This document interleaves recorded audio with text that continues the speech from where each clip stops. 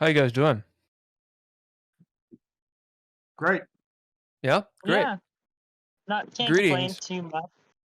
Greetings to you all. Greetings to people that are watching and listening. Sorry, I'm mukbanging again. All I do is eat. We're the Dreadies. We're playing DreadLore. If you don't know what that is, you're about to. It's a tabletop role-playing game system that I created. It focuses on the immersive and cooperative storytelling. It was a very good alternative to a lot of other systems. If you're looking for a new system, there's DreadLore. There's a book and everything. This is our campaign, everyone. The Red Writ. The Red Writ. They're so good. Imagine Detroit 1982, where some weird things are going on, but only a few people are seeing it. A small group of people, our players, have found themselves in the middle of it. An ancient horror, the unknown, a twisted fate. Something within each of them compels them to search on for the truth, even if that means the worst. Join us as we discover the truth of the Red Writ. The Red Writ. God. Media production is Couchfire Media. Music by all lowercase letters and misterinterrupt, which we do have the rights for, YouTube. Special thanks to our Patreon patrons.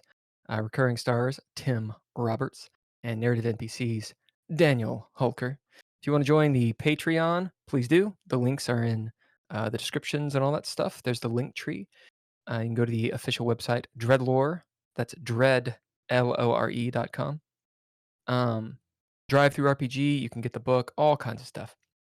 Our weekly schedule is every Monday at 7 p.m. Eastern. We're doing this live, doing the Red Writ. The podcast premieres on Wednesdays and Thursdays in part 1 and 2. And then we also have the YouTube up on Fridays. And we're doing some other stuff too. But we'll save that for the announcements. A little bit of a call to action. Please like and subscribe or follow. That helps us out a ton. If you're on the chat, just say that you're there. Say lurking, say something like that, because that helps us, the analytics. I think our goal right now, I don't have Twitch up. How many subscribers do we have? Somebody's looking. I don't know. It doesn't show us the amount. Doesn't show you? Really? Or not in I think what I'm. I think it shows me. I think we're at 4. The goal is to get to 10. This is my mosquito racket. There's a mosquito in here who's going to pay. Anyway. The Twitch stream manager thing isn't loading up for me. There's a huge dog in the thing. Right. Anyway. Our goal is to get to 10 subscribers on Twitch. And 1,000 subscribers on YouTube. So if that's your jam, please do if you like what we're doing. It doesn't cost you anything to do it on YouTube. On Twitch, you can follow for free, and it really helps. Any announcements from you all? I have an announcement.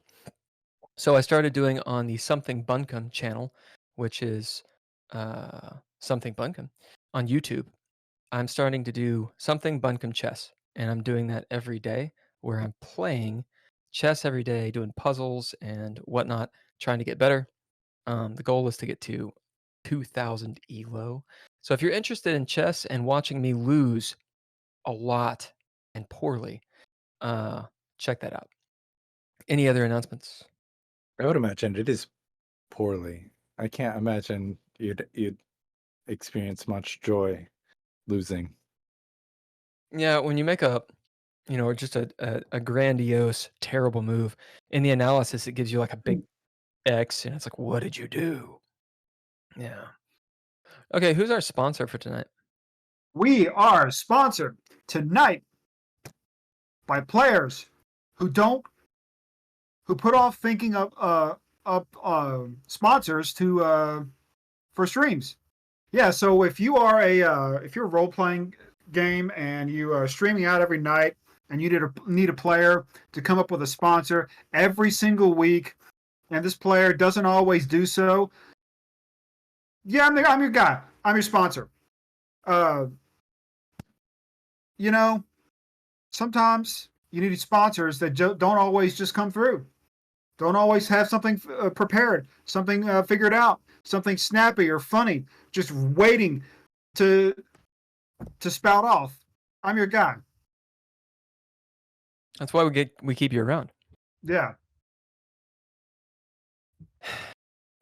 Sponsored tonight by the Mosquito Racket.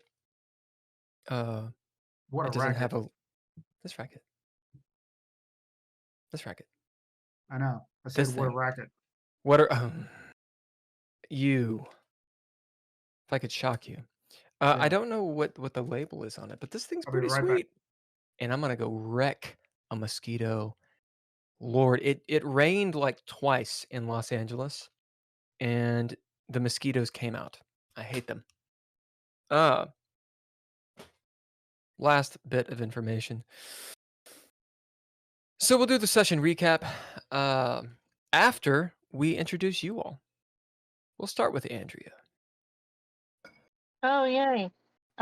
So I'm Andrea Elliott-Johnson. As a gamer, I like all sorts of things. This is really the only tabletop RPG thing I've done. I really like RPGs in general, though. Gotten into Starfield lately, which is fun.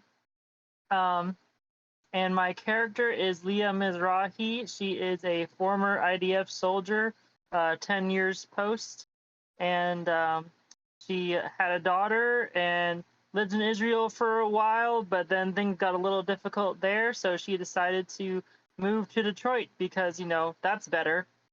Yeah. We'll go to Ken. My name is Ken. I am a relatively old school newbie at playing fantasy role play, tabletop role playing games. I have a history of being a creative menace to society, and I'm bringing that into this character Nord Zetterberg, who is a literal menace to society. If you're gonna judge by like the legality of things, and if you're really gonna nitpick on demeanor and the way things should work by the like system man, because they're all out to get you, but we're gonna expose them for the who they are, because they need exposure. And anyway, Nord is a journalist, and he likes to mutter to himself. He's also a bit of a conspiracy nut. Anyway, Simon. Yeah, I am Drizzle. I've been playing this one game consistently for 3 or 4 years, basically now. And it's only I've played a little one-offs and stuff like that, but this is the one that has stuck around. I'm playing Simon Vincent. He is a hard-boiled detective. Used to be a cop, but things went bad, and so he took early retirement and believes there's a rational excuse for everything that's going on. Yep. Holker. My name is Daniel, and I'll roleplay anything once. Yeah. So my character is Antoni Czerniak. He is had an odd trajectory through life. At one point was an aspiring preacher, and that didn't go off. That didn't go so well. So Tony then left the aspiring priesthood and had to find another job and became a border guard. And so now he annoys Canadians and it really thinks that there's something to all of this. Doesn't want to tell himself that all those years of schooling might not have been worthwhile, especially for the career that he's probably going to end up pursuing. So he's going to try and prove to himself that there's something out there, and that it might be related to what he learned in school, all those years of school. Yeah. Yeah. It's a very well-adjusted group. Who are you playing, Arbiter? Yeah, who am I playing? You guys tell me. Mariah. Who's she? That's Leah's She's my kid? daughter. yeah. She's got some problems, but she's not a bad kid. She's smart. She knows how to pick a lock. Yeah. Yeah. She was taught well. And so that's one of your NPCs. You guys have anyone else with you? I feel like we just beat the crap out of somebody. Well, we have Annabelle with us Oh yeah, Yeah. Annabelle. as well. Yep. Let's describe Annabelle really quick. She's a little vampire. I need more of a description for the people. Emo. She is a witch. She's a rich, young, spoiled, wannabe witch who's into green magic A friend of Mariah's. and sacrificing little birds. She's an emo kid before there were emo kids. Yeah, Indeed. 1982, baby. She's goth. goth. All right, we'll do the recap real quick. Assuming it's not an ad. Right. And hello to the other viewers. Please drop a line in the chat so that we know you're there. Just go in and hit lurking or something like that. Also, remember that you have channel points to remind us to, drink water and sit up straight. And you can actually give the players resources. You can give them a pip or you can give them a narrative point. A pip allows them to change something very minor in the past, like they remembered to load their gun. A narrative point allows them to do the same sort of thing, just in the present. So that idea of, could I just have, could I say that the gun is loaded right now? And there we go. You can do all that stuff as viewers. All right, here's a recap. For session 8, the previous session. Leah, Nord, Simon, Tony, and Mariah pick up Mariah's rich friend, Annabelle Butte.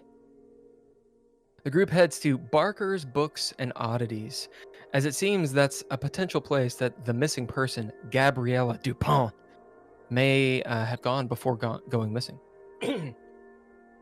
Barker's Books is weird, and the proprietor, Grimwald Barker, aka Grimes, is weirder. Nord enters separate from the group and acts like a free agent. The party mills about the shop looking for clues about the Red Writ hieroglyphs, Sumerian history, the occult, and anything that might help them find Gabby. Tony buys a handwritten book of poetry, which proves foreboding when he reads one of the passages aloud in Latin. Mariah takes a fancy to a magic, quote-unquote, wand of some sort, which Simon buys for her. Leah shows Grimwald, the proprietor, the note she had been given by Cloyce, featuring the Red Writ, in the hopes that Grimwald understands them. Grimwald seems to have researched about it, and he's ever more interested when Leah reveals that the party has connections with a Miss Loretta Lavon, who is, by the party's account, how would you all describe her? Miss Loretta Lavon. She's a bitch. There we go. That's what I was thinking. Thank you. You get a pip. Simon asks Grimwald about the black sphere, this little cue ball, not cue ball, like 8-ball looking thing he found at Rebecca Foster's apartment. Grimwald reveals he used to have one, but lost it, quotes, and desperately wants Simon's for himself. With Grimwald distracted, Nord takes photos of his notes about the Red Writ. Something bad and lasting happens as Tony reads aloud the text of the poetry book he's just bought. Grimwald invites Leah into the back room so they can discuss matters, and sensing potential danger, Simon and Tony follow. The dingy back room is set up as a veritable alchemist lab. Grimwald attempts to sedate the trio, but Simon and Tony take turns bludgeoning the old man until he's knocked out. Leah and Simon ensure the elderly Grimwald doesn't die and put him to bed. Nord and Mariah root around and pilfer Grimwald's shop of a mystical-looking tome bound in a strange yellow leather. Suddenly, the cops arrive outside and ransack Nord's van in the hopes of apprehending a Greg Silver, one of Nord's many aliases. Annabelle hides while Nord coaches Mariah on how to fool the cops in time for one to burst into the bookstore. One detective, Thomas, who asks too many questions, but can't see through Nord and Mariah's disguises. He leaves his card behind before departing. And that is where you all are. Outside, light rain. It is midday. Of course, I should have written that down in my notes, what time it ends, but I'm pretty sure it's around noon. No, it's. Is it She later? got out of school. It's like Oh, you're 7 right. o'clock. You're right. You're right. 7, Whatever. 6:30. Time difference. My bad. So it's like 6, Yeah. 7 o'clock. We'll say 6:45. How about that? So it's getting dark. Nord's van. You haven't seen it, Nord, but you know that there's glass that's been broken and some of your shit has been pulled out onto the street as the cops ransacked it. There were a whole crew of them, I believe 6 or so. A couple had run down the street looking for your alias. One guy got horribly burned, apparently by the photochemicals that were in your van and were obviously secured well. And then there was Detective Thomas, who'd come in, and yeah, so that's the scene. Grimwald is in the back, not only high as balls because he drank something, but also having been bludgeoned, he's he's taking a nap in his bed, and yeah, that's where you all are. You're all in the same room in the bookstore, the main area. Go you therefore. The action is on a you. What happened back there? Who's here with me? Yeah, I'm We here. all are. We Everyone. all are. Oh, everybody's here. Oh, cool. So the police are dismantling my van for some reason. I'm not happy about that. Well, I let's. They would stop. We probably need to go and see if there's a back way out of here. We could always make one too. Mariah Maybe we should looks get up. Grimwald How? to make us. Maybe we should get Grimwald to make us one. What are we making again? I kind How of am I phased out here? there for a second. Well, in the back, Mr. Grimwald has plenty of chemicals that could be used to make a back door opener, so to speak. Well, I Okay. don't think we want to draw more attention to ourselves by blowing a hole in the wall. Oh, you don't need to blow it in the wall, but we'll get to that point when we get there. We should do something. The police believe that I am the owner and proprietor of this establishment, so I feel like, we're kind of safe in here. I bet if you guys wanted to take off, you could, but I think they're looking after one of my alter egos, so I don't think they're looking after any of you guys. But I don't know how I can join you with my van being in the state of it. Well, let me ask you this: how alter is that ego that they're looking for? Oh, it's different, like completely different. I'm me, this, upstanding shop owner, we'll call it Mark Worthington. Hamill. No. So, if anybody asks, my name is Mark, and I'm just playing the part of owning this little shop. So that this dude has a meth lab in the back, you're saying? Well, he has some sort of little alchemical laboratory. Huh. Anything? Is it? Maybe I should look at it. I know a little bit about chemicals. Really quick. Clearly. Nord, did you just make up Mark Worthington on the spot, or is this an alias you already had? I did. But I'm gonna No. keep I it. mean, obviously you just made it as Sure. you just made it up out of game. But do you want it to have been something that is an alias Mark, that you already I have? probably have a driver's license for Mark. Okay, so you And, need to spend a pip to do that. Oh.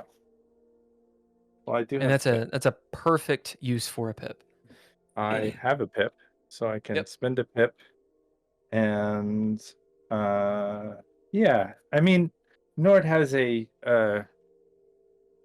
background in forgery, and Yep. so he definitely knows how to make a fake ID and create some papers. Sometimes you're in a different country and they start looking for you, and you want to leave the country, so there we go. Without a passport, you can't move a toe. Nope. All right. Yeah. So you hear Nord and kind of over there talking to you guys. Annabelle creeps out from behind one of the alcoves she had hidden behind. For those of you that may or may not be looking, I should say, for those of you that happen to see, Mariah kind of walks over and quietly chastises. I'm gonna turn off my self view. Quietly chastises Annabelle for being. If you're listening, she calls her a wuss. Nice. Outside, you hear that sound, cars passing by here and there, splashing the rainwater that's on there. There's some muffled voices, but they seem not distant, maybe 30, 40, 50 feet away. It's kind of hard to tell. There are people outside, but there's not too many. Nord, it's a far cry from what it sounded like not 5 minutes ago. I wonder Smell if of dampness and old books. Sorry, go on. I wonder if somebody should go out and check up on the Buick. I'd like to see this chemistry set Grimwald has in the back. Wouldn't you? And I would. It's no, you can't have enough chemicals. While we're kind of talking, Nord is going to put that book that he found along with that knife kind of nonchalantly in his little bag that he's got. Does anyone see him do that? I'm asking the rest of you. Okay, no one sees it. As you shove those things in there, do you remember the description of the knife? Yeah, it had some a little bit of cuneiform on it. I think it had some writing on it. It was specifically a style of knife called, it starts with a D. A dirk. A dirk. A dirk. Mm-hmm. Yep. I'm going to start looking for a back door. Okay. There's the obvious action you take. Since we kind of have a layout for this place, and it's a weird, strange place. Give me a little bit more information. Where do you go? What do you do? And or do you bid anything? Well, I go back into the back because we looked the way, not back to where his room would be, but the other way, and see if there's something there. I'm not gonna bid on this just because it's should be able to find a door. Sure. So try to picture this in your mind. Try to picture this in your mind. The shop is essentially a big rectangle. And so it'll be wider than it is long. I'm sorry, longer than it is wide. That's my bad.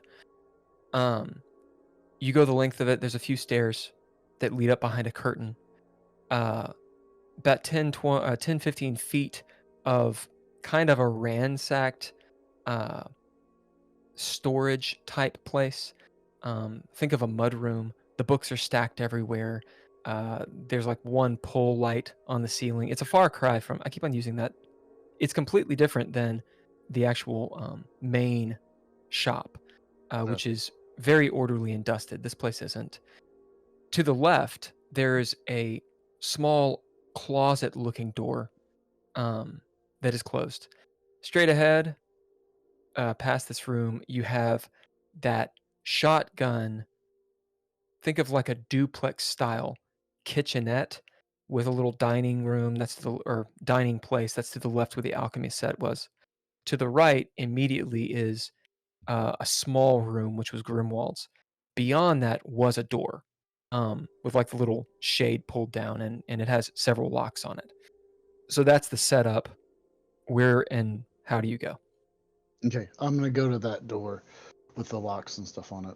Yep, you get to it. Obviously you can unlock it very easily. We'll say roll a d12.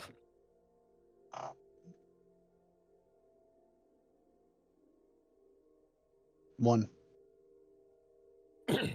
Yeah, there's one lock on it. I lied. One lock. Damned mosquito. I'm gonna get it. Yeah. So you unlock the door and I guess open it up, right? Yeah, I'm gonna open it slowly and look out, see if there's anybody back here or that sort of stuff. As you motherfucker. I'm gonna get it. Language. Whatever. Fucking asshole. Yeah. As you open up that door, it's one of those. Why am I describing the door? Because I really want you to know what this door is like.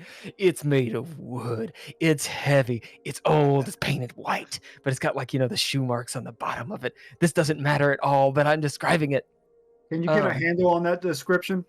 Oh my God, there's a handle on it, and it's been cast in bronze. It's a bronze handle. You got to steal this door. It's worth money. And what does this description hinge on? You getting a pip. All right. Did you set it up from the beginning, or was that ad-libbed? No, it's ad-libbed. Yeah, it was good. It's good. I hate you.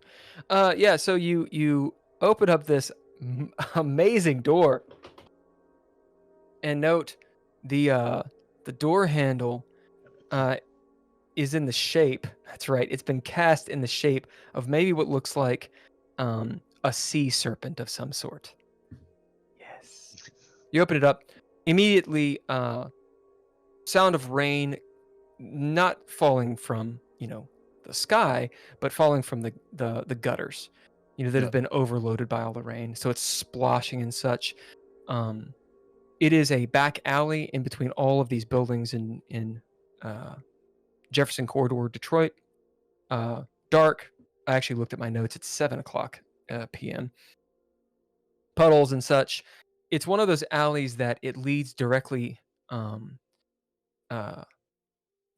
straight shot, and there's a big dumpster back there. No obvious exit, but you do see that if you follow this corridor or this alleyway that's completely enclosed on all sides, it goes off to the right. You would assume that that's maybe where the dump truck or whatever comes. Fuck. Continue. Yeah. I will head back up, and I'm like, guys, there's a back alley. We can go out this way. I don't know if it'll be safe to get to the Buick. We may try to flag down a cab or something to get out of here, because the cops will probably be there for a while. Or They'll aren't you probably- like don't you have like connections to the some detective? I mean, Well, that could you was get him to Just- back off? Maybe he could come out and like say it's a part of some investigation that he's doing, I don't know. Can we bid this guy maybe and save my van from, because it's a decent vehicle. I know you don't Actually- like it. It's a little shiny and stuff like that, but I mean, I've got a question. Will, can I use a pip to have still have that potion that the guy was gonna throw on the floor before we stopped him? Oh, I've got it. You've got it? Yeah. Okay. Well, then in that case, I'll just say, well, why don't we just give that little vial a toss out the window? yeah, I mean, I think that's something. I like that idea, but I'm sure that I'll have to repaint the van or change the plates or something and store it somewhere. But I got a lot of gear in there. It'd be a tough it's loss not for the worst me. thing in the world if we have to repaint your van, because then it won't be. Actually, what about this? Because obviously we don't want them coming and looking in the store, right? Well, why don't I we think take that advantage of the we're back safe. alley? Why don't we take advantage of the back alley to sneak around the side and throw the little vial from somewhere else? So they don't, even if maybe some of them don't get caught in it, they don't associate that with coming from the store. What So if we? you- What if? So you're What if we telling came- me that? Go ahead. I got an idea for a ruse. I just need a badge and a clipboard. I could say there's a gas leak and maybe subtly drop this vial in their position, and maybe they'd clear out the area and kind of But we don't scare want them. them to run away. We want them to just pass out, which is why it'd be better to just not warn them. Well, it'd be less people to try and convince of our ruse. Maybe. So you're telling me that you want to take this vial of something that is probably toxic and could kill them and use it against cops. No. The guy said it would just knock us out. Well, of He course he was could be also- lying. He was also high. No, he said it would paralyze us. So, Well, there is that. because if he paralyzes us, they will still see us take the van, and as soon as they become Hold if on, hold they on. become I might unparalyzed. be able. Let me go back into the chemical lab. I do know how to make chloroform. Don't ask me why, but I can make this. We could do this. Yeah, I think I'll follow Aaliyah into the chemical lab if she goes there. It's because I want to see this. These Yep. are just cops doing their job. Yeah, Well, I mean, that's I'm why not. we're I'm not. knocking them out. That's why I we're don't- knocking them out, so they won't. That we don't have to have any trouble with them. I think don't- we just sneak away. Yeah, I'm not a big fan of attacking police for kind of doing their jobs. I mean, I mean, I can walk the line of the law a little bit, but I feel like it does go against sort of attacking police. Seems like a bad idea. While you're saying all of this, I'm just going to remind everyone that I'm a border guard. Yeah, let's use it. No. I say I got to go with Simon on this one, and I say we just leave. We can deal with your That van. sounds really interesting. We can deal with your that van would put later. both of us out of our vehicles. I can try and get up there and get my Buick, but I think it's better if I'm walking out of an alley as opposed to the store that cops just came in and nobody was in here except for the two of them. I don't know. Now, These cops are before you walk out, pretty amped up. I mean, the guy I talked to, I mean, he wasn't the smartest tool in the shed, but he certainly I was he was amped Detective up. Thomas. There's no love lost between me and him.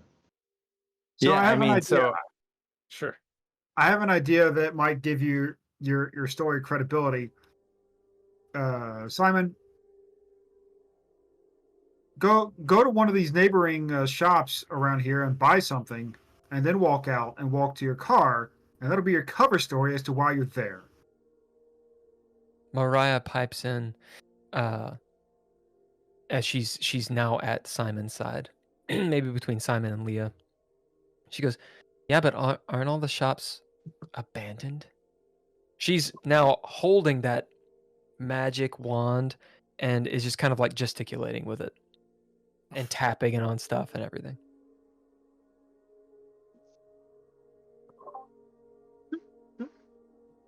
It might be better just to get a cab. All right. And we can come back to the vehicles later. Yeah, well, I feel like one of the vehicles isn't going to be here later. That would be my vehicle. Yeah, And I let's am a be little- honest. At the end of this is gonna have Nord have his vehicle impounded. Yeah, I mean, and then, breaking into the police station and,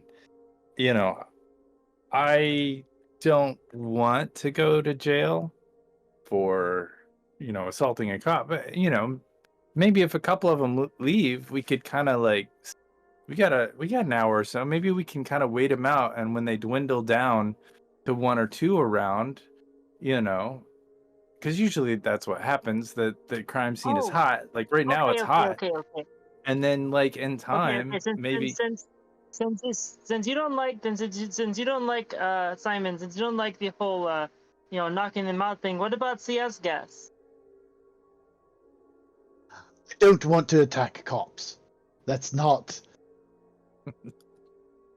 I don't. We're not attacking them. We are just removing them from the situation temporarily.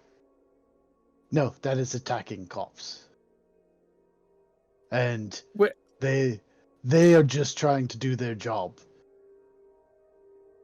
What if we just distract them and convince them to go somewhere else? I mean, we don't have to attack them. We just subterfuge. I mean, I feel like I'm very good at few things, but subterfuge is one of the things that I'm not terrible at. One thing we could do is we could take Grimwald here out the back door, lay him down in the alley, and go get them and say, look, this Greg guy attacked him. We tried to chase him. We chased him off, but then that gives them something to see. Sure. And I could sneak around the back and steal the van from the scene. Maybe.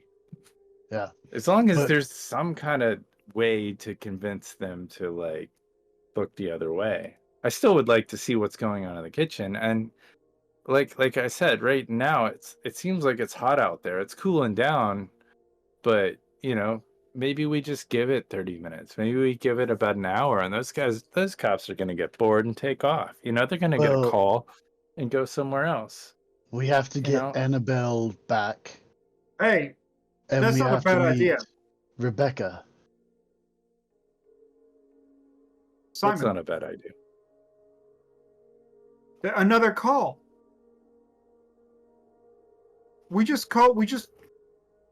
Look. Just make a phone call. Something bad's happening down the street. Yeah, they'll all run after that like crazy people. But I do want to check out. I found some stuff in this store. I think we should just do one quick search through whatever he's got going on back in the back there and make sure that he's not calling the police. For one, I don't know what you've done to him, but you know. I So know I'm what gonna say I'm that doing. you all are standing in the that sort of interim place where there's the closet door looking thing, and then all the books standing up. So you're in between the main store and the back room with the kitchen. That's where everybody is right now. Oh, nice. Do I see the kitchen? Can I bid something to take a look through the kitchen? You can just go into the kitchen and take a look. Yeah. Can I bid apothecary to like see what the fuck he's doing? Yeah, sure. Yeah, Nord, you go into the back and start looking around, rooting around, looking at the beakers and such. um, none of it, or very, very little of it, is labeled. That's actually in the beakers and all the tubes and whatnot, although they're different colors. Um, you see, there's the hood. The hood is on, uh, you know, letting the gas out on the top. So it looks like he's concocting something. Just first glance, I mean, he could be making beer, right, or Yeah. like alcohol doing this.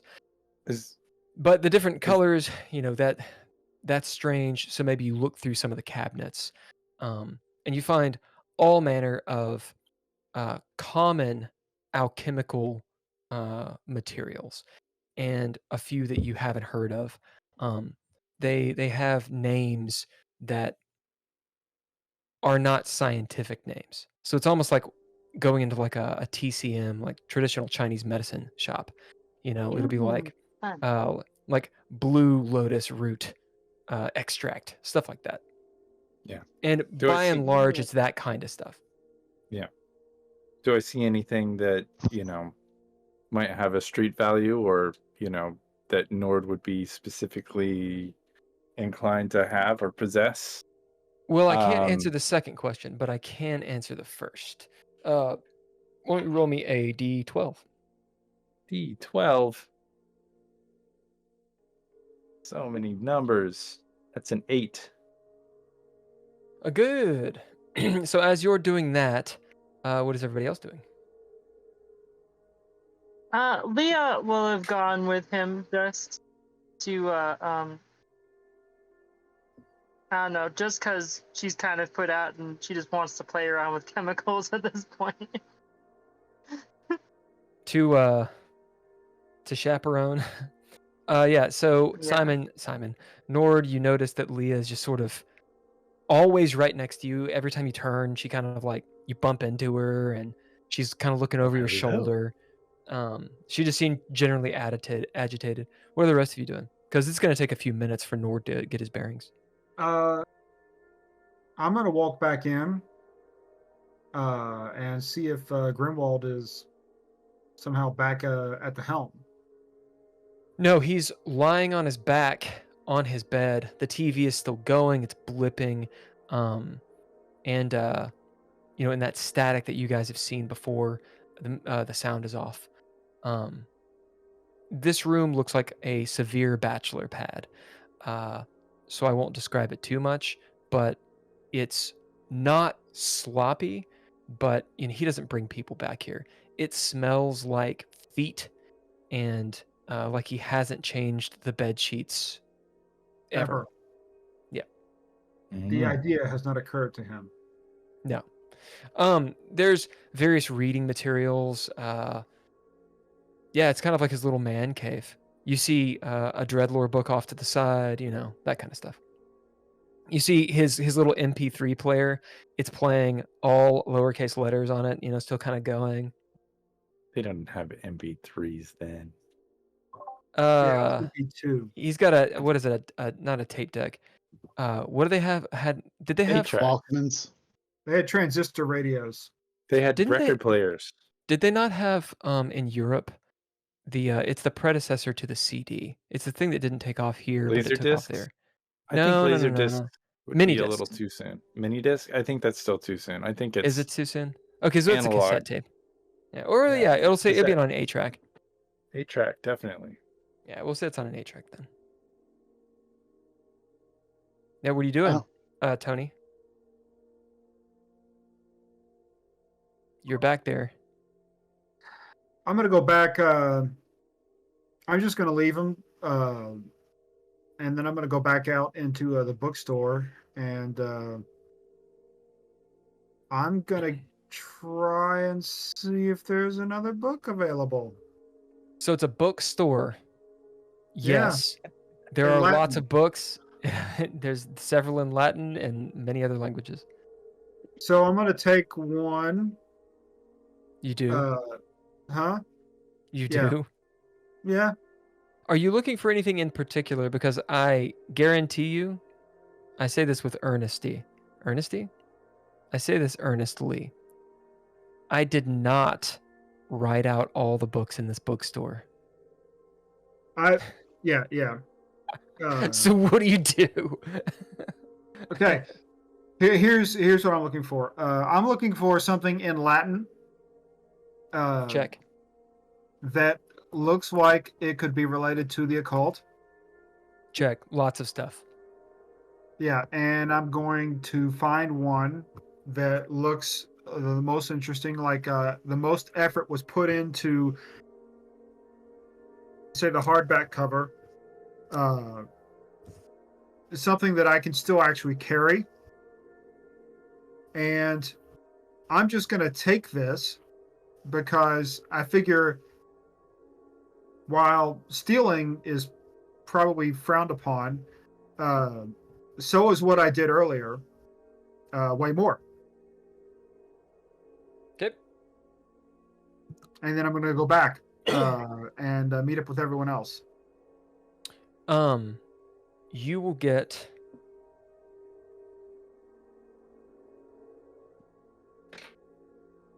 You'll be looking around. It'll take you a little bit of time. But you will find a book. It's a pretty big tome, like the size of a dictionary, hardback, filigree. The deluxe version of The Hobbit or DreadLore, that kind of thing. Really nice book. It's a reprint of a book that was written, as you just thumb through it really quick. The book was written sometime in the 1500s. And it was a compilation of older writings from the Holy Roman Empire, which immediately, may or may not be validated or not valid, confirmed. Dead Sea Scroll type shit. This is a reprint, obviously. That came out, we'll say, in the 60s. So you'll get that, and I'll tell you the name of it in a moment. Simon, what are you doing? I'm going to go up to the front, look out the window, and see if I can see the action going out on the street. It's kind of like it's got that antique shop window thing, so you have to, position yourself just so and step over some stuff. And as you pull back some of the beaded curtains that are obscuring the front window, and the window hasn't been cleaned in a long time, so you're kind of like looking through like a creeper. You see the van, you see your Buick, and you don't see any cops out there. In fact, the cop cars, you don't see any in the immediate vicinity. As you kind of crane your neck to look, you do see one. It's several car lengths down the street. The lights are not on, but you can't actually see if there's anyone in it or not. It looks right now, though, that the cops have gone elsewhere or something. Okay. I'm sending you a message about backstory stuff. Yep. In case Detective Thomas is out there.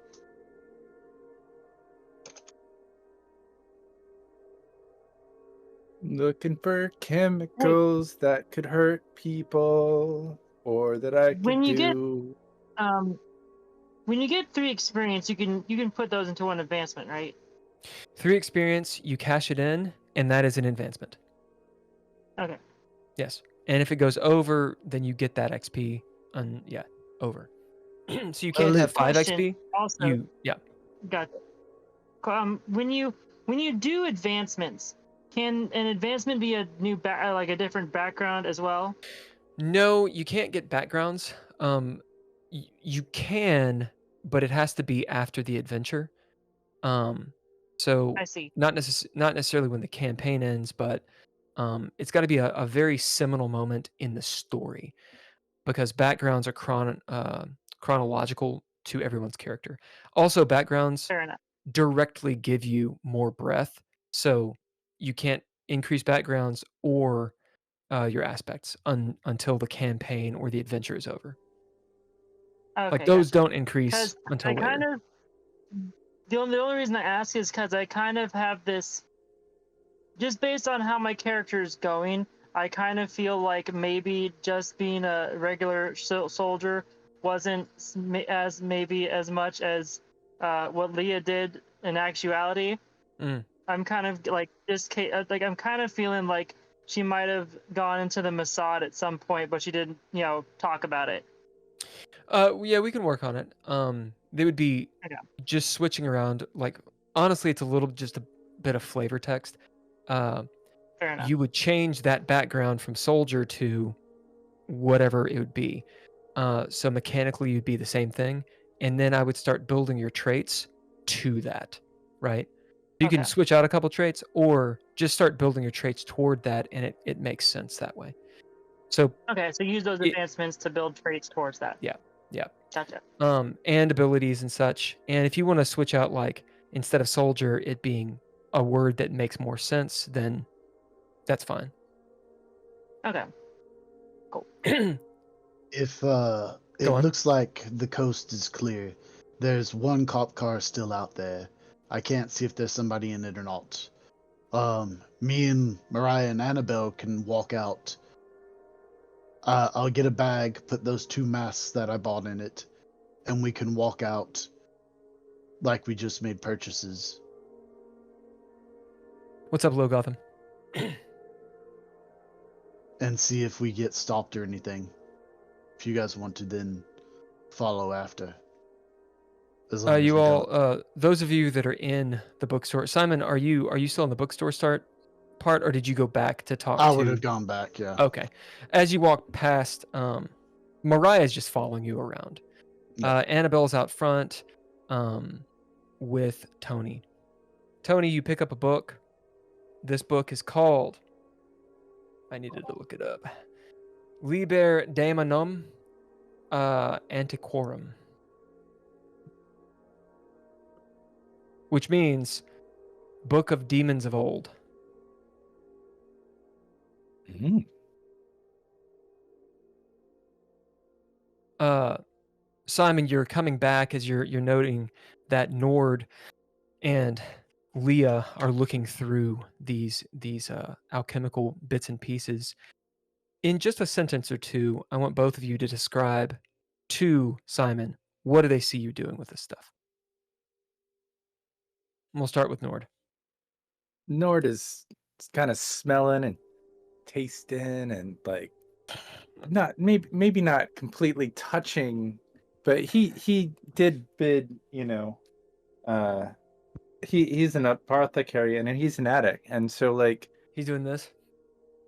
he knows what's going on. Yeah, he can kind of get a sense of if something is caustic or deadly or poisonous, because he has a kind of a background and trying to figure this stuff out, and trying to do some of these chemicals probably, or just and developing new and interesting techniques to develop film, or he's just a novelty, he's an alchemist. He likes chemicals.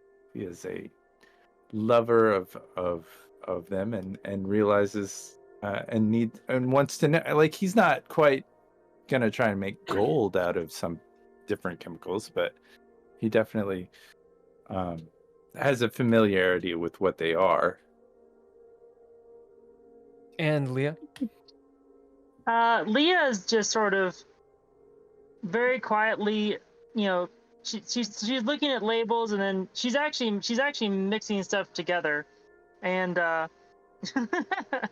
yeah, Leah's just sort of being very quiet, but being very like diligent with what she's doing.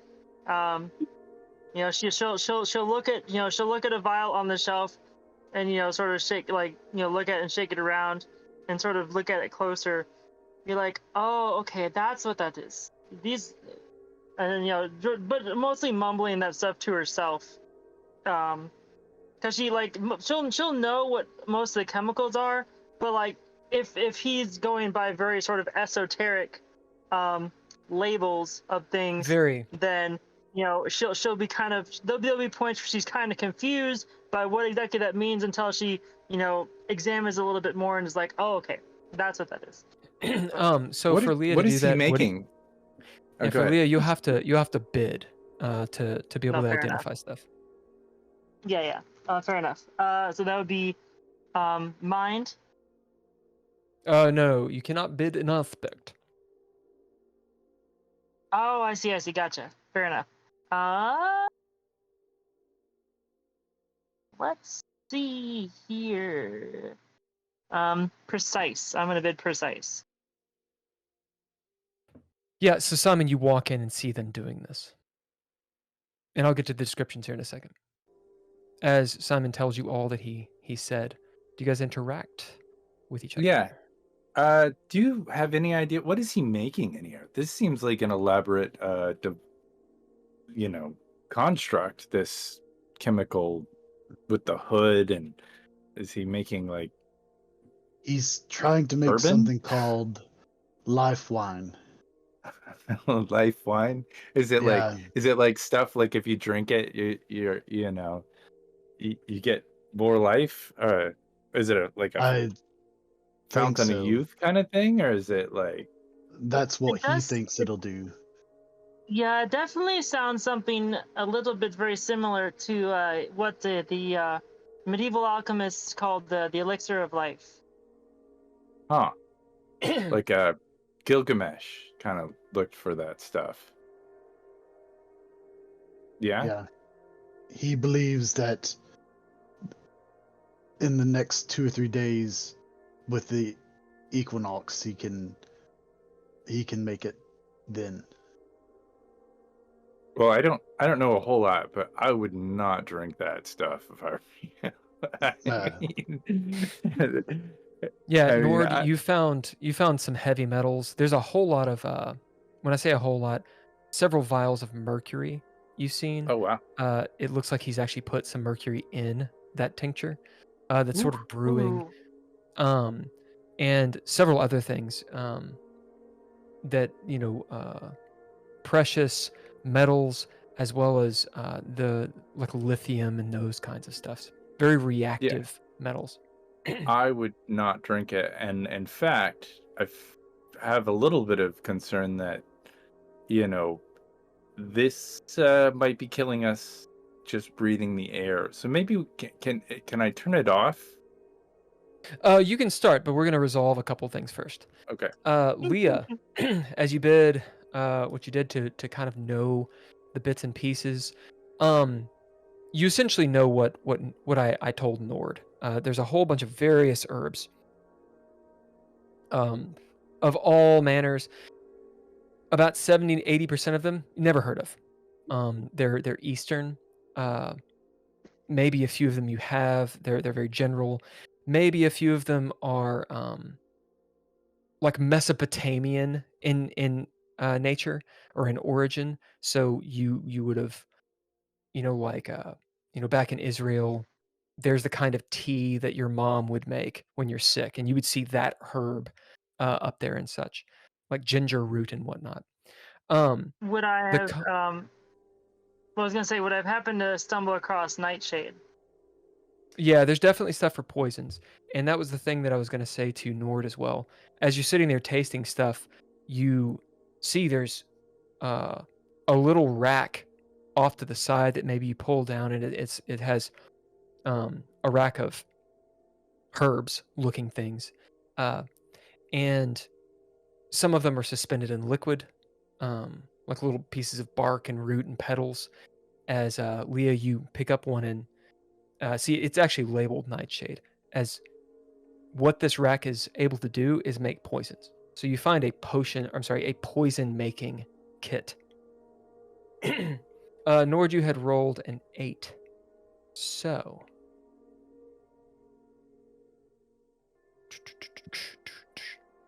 you see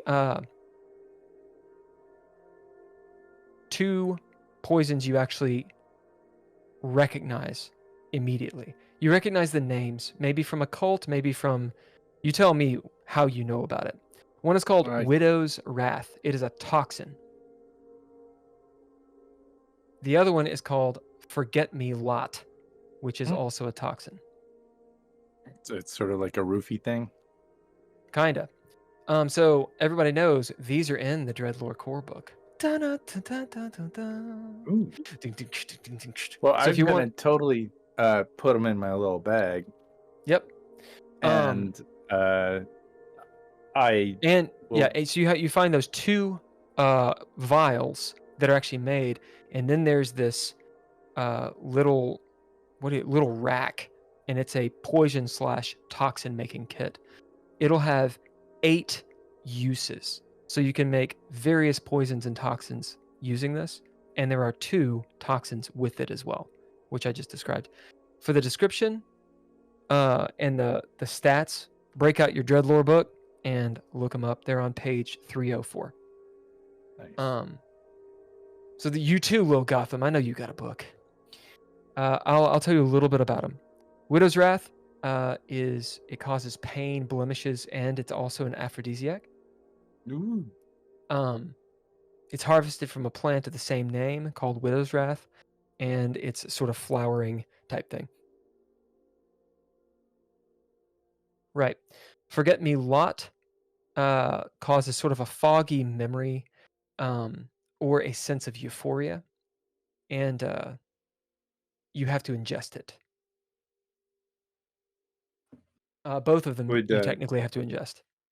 Yeah. Okay. Like put it in a drink. Something like that, yeah. Roofie somebody. Leah will grab the vial of the nightshade. I'm presuming there's a mortar and pestle in here, right? Yeah. So Leah will take it over to the mortar and pestle and sort of set it down. And then, are there like any empty vials around? Yep. Okay. So Leah will go over and grab one of those, and then put the nightshade, I'm guessing it's just raw, into the mortar and pestle, and start very carefully grinding it up. Okay. Simon, you're standing there seeing these 2 start going to town, either pilfering or making shit. Nord is maybe standing there quietly looking up at the vent as he's talked about the gas that's potentially in here. Yeah, the action is on all of you, and then we're going to move over to Tony. I'm going to. I think I'm going to go ahead and take the girls and try to get to the car. Tony, if you want to watch out the door and see if I get stopped or anything, and if I don't, then you guys can come on out as well. Especially if Nord says that the gas in here may be harmful, I want to get the 2 girls out of here. Moraz this gas is if you kind of puts up a thing. definitely not good. He's gonna kill himself in a couple of days if he drinks this. Yeah, elixir of death. You look I over, mean, Mariah has her shirt over her kinda. nose. Leah will look over and is like, "That's really a problem, though. He was getting ready to screw us over." Yeah, well, this guy's bad news. We should probably go. And it sounds like the cops are out, you know. Is there anything that would strip paint? Yeah, you find some paint stripper. Yeah. I'll just grab that too. There's household bits and pieces. So there's Clorox, there's ammonia, there's some gasoline over underneath the little tiny sink. There's some ether, there's some what do you call it, turpentine. Yeah. Just general things. Is there paint? Yeah. All right. I might grab some paint and maybe a couple of brushes. and Yeah, you notice under that sink, all the bits and pieces. He's one of those guys that puts the garbage can under the sink. Weird. Anyway, you guys all do that, don't you? No? where else are you supposed to put it? I mean, off I to don't the want side, man, where people can see it. to. You gotta search for that Gotta stuff. search for that shit. But yeah, you notice that there's a couple, not barrels, buckets of paint that have been used. One is, as you pull it out, trying to get stuff out, and you get the brushes. One is fire engine red. Oh, well, that could work. I feel like I'm going for a quick and dirty new paint job on my van to get the cops off of it. So whatever seems like it will spread the fastest. Tell me, And- or roll me a d4. We'll see how many paint cans you have of fire engine red. We're gonna go with, I have 1. Okay, there's one full one, which is gonna give you a very thin coat. Yeah. Well, that's true. But if I mix it with mud, or just whatever else that I find around, All right. I use it more as an adhesive. Maybe mix it with some turpentine. We'll and we'll cross that bridge when we get there. yeah, Tony, no, it seems like this is just prepping. Tony, you're out front. What are you doing? So I've got the book. Yep. Right.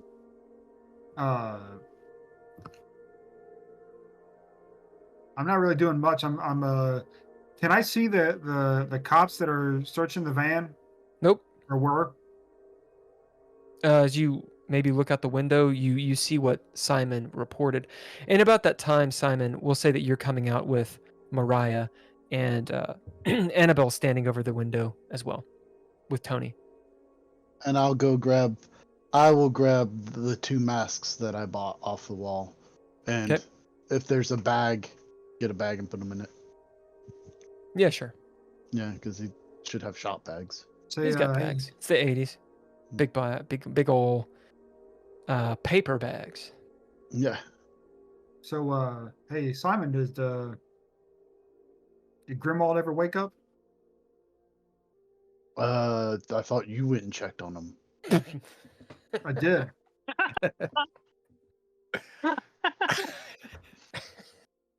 Then I don't know. I didn't go check on him. Good.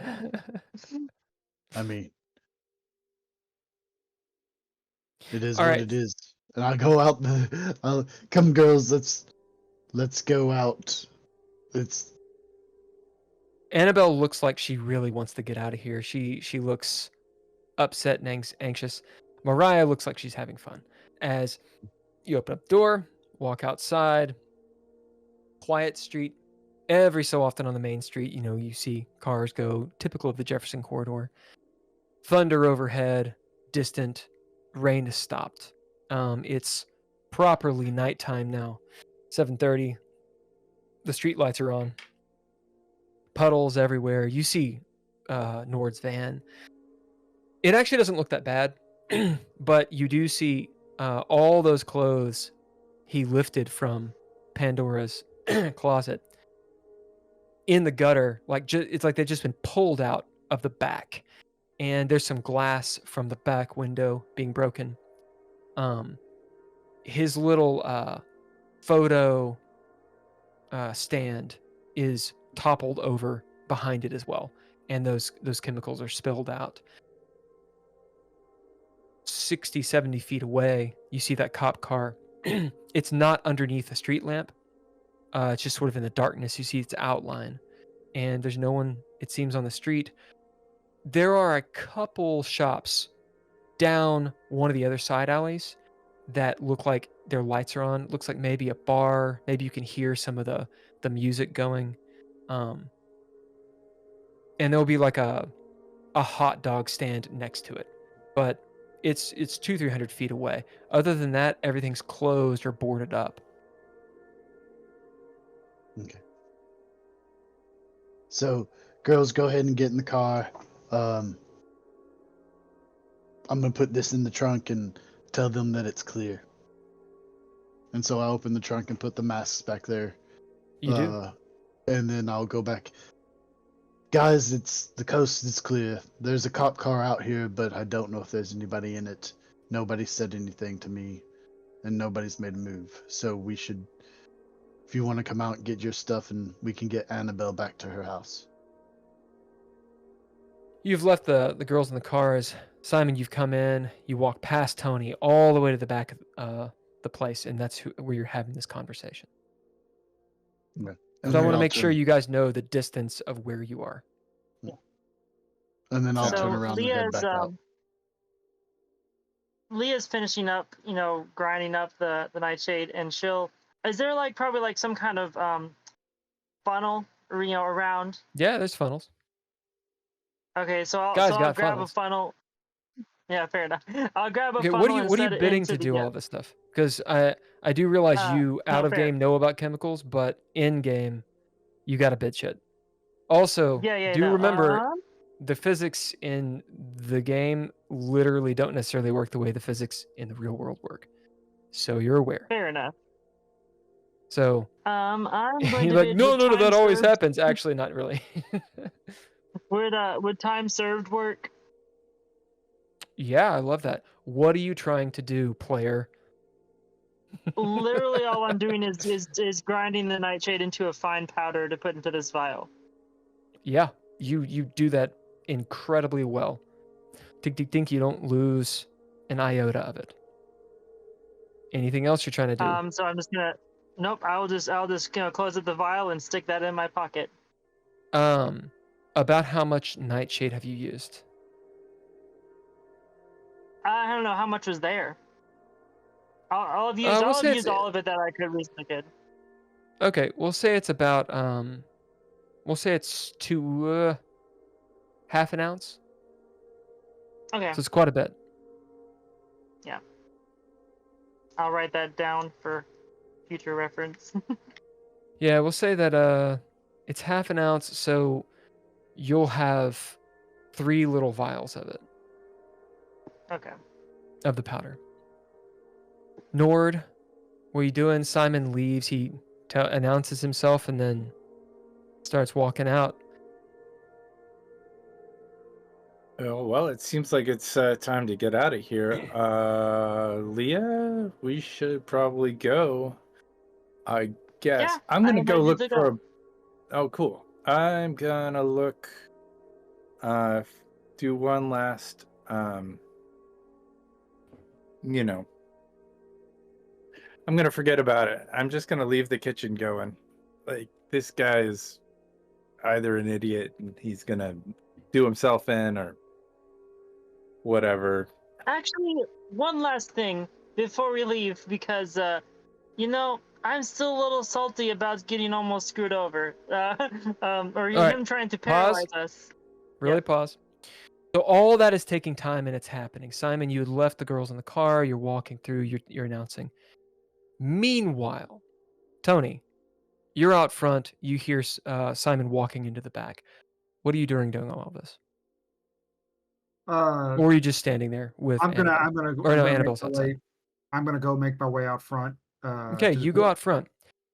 As you walk out front, you see the 2 policemen get out of the car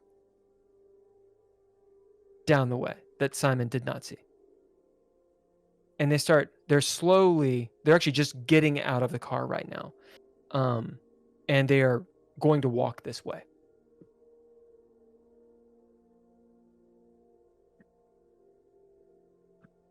So I see that, and you notice Mariah and Annabelle are in the car, and Mariah will be up front. She's playing around with the wand. Annabelle's just kind of sitting there. So we'll say that she's got her like diary out and she's looking at it, maybe writing. I'm gonna go back in. I'm gonna step back in.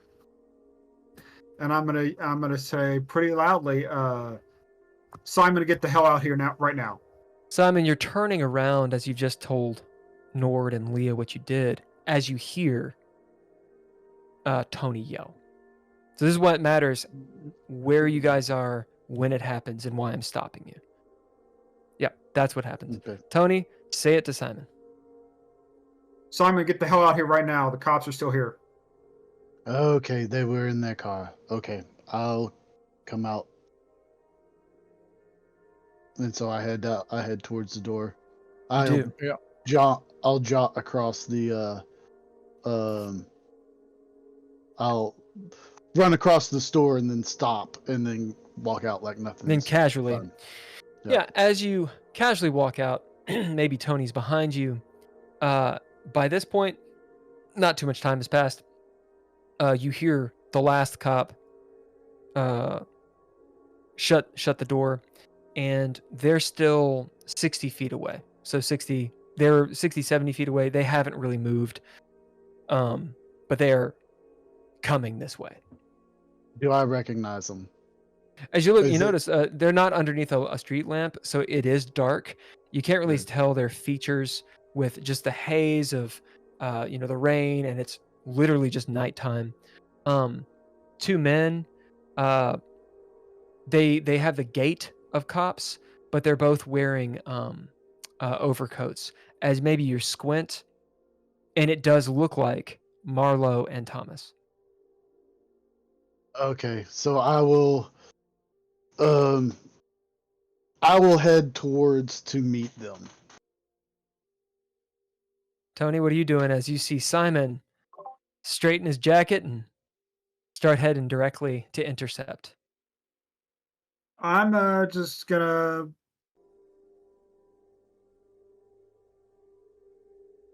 stand outside. Now. As Simon, you feel Tony just kind of pull back and stand at, hands in the pockets, looking around. He's not necessarily with you. Simon, the action's on you. These two guys absolutely see you. Yeah, I'm walking towards them. When I get close enough and realize that it's Marlowe and Thomas, I'll be like,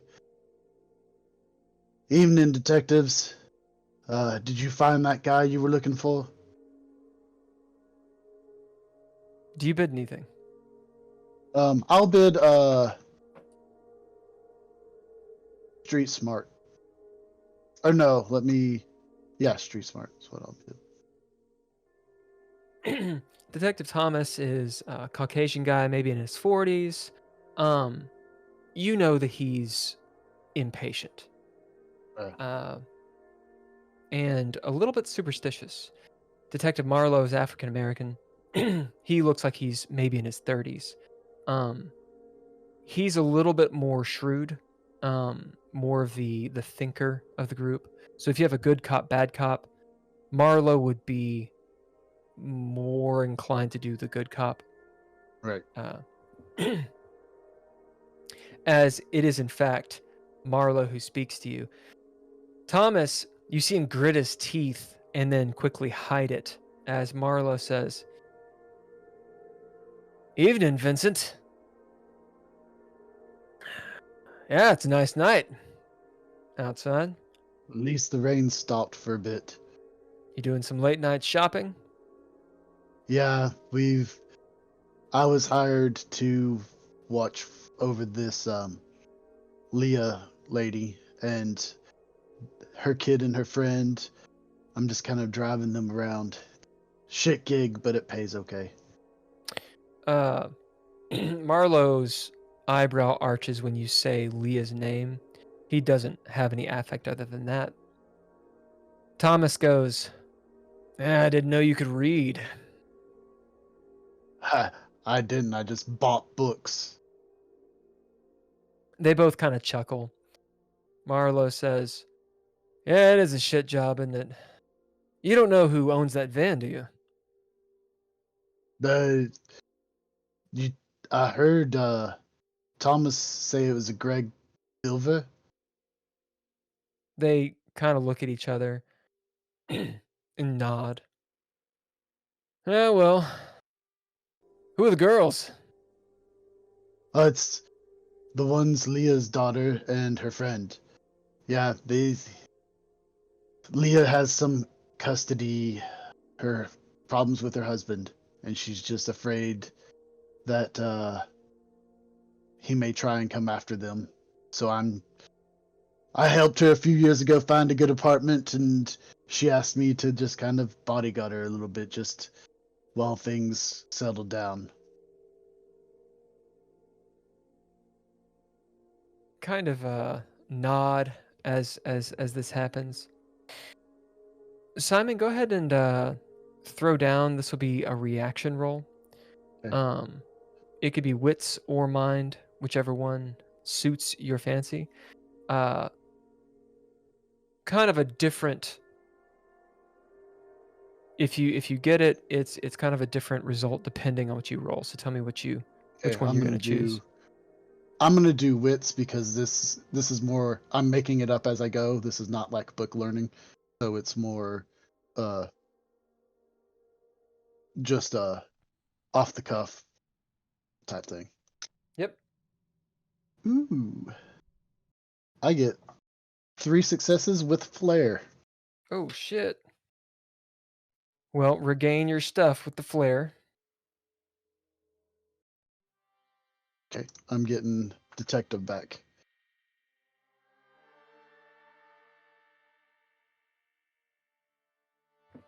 With 3 successes, so the threshold was 1, so you get a narrative point because you beat it by 2.